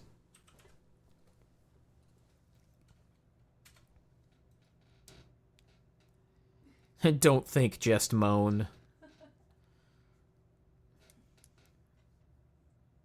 I don't think I can really do that on command. A moaning your name audio in order to protect my security. Like, I knew where the words, like, kind of separated in meaning, but shoved together, That's still a wild... That's wild.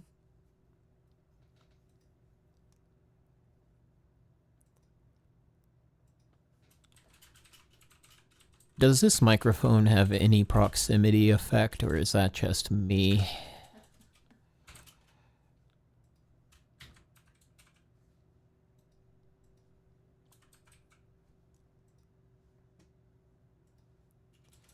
The first step to becoming a successful VTuber is to become unemployed. Okay, apparently the proximity effect was good enough that Saru muted me. Okay, I can work with that. Oh my god, I'm gonna buzz. Okay, well, the proximity effect works. Alright. I'm going to use that very inappropriately now.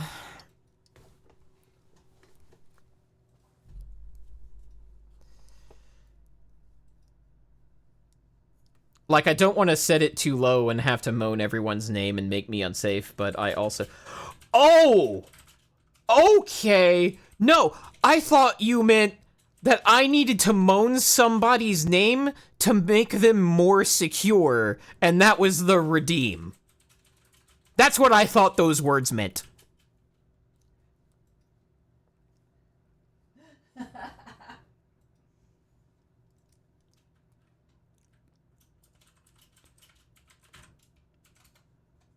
Why not both? Yeah. Yeah. We can have both. Alright, alright. Okay. For your security, make that your most expensive redeem and then pretend that you hate it being redeemed.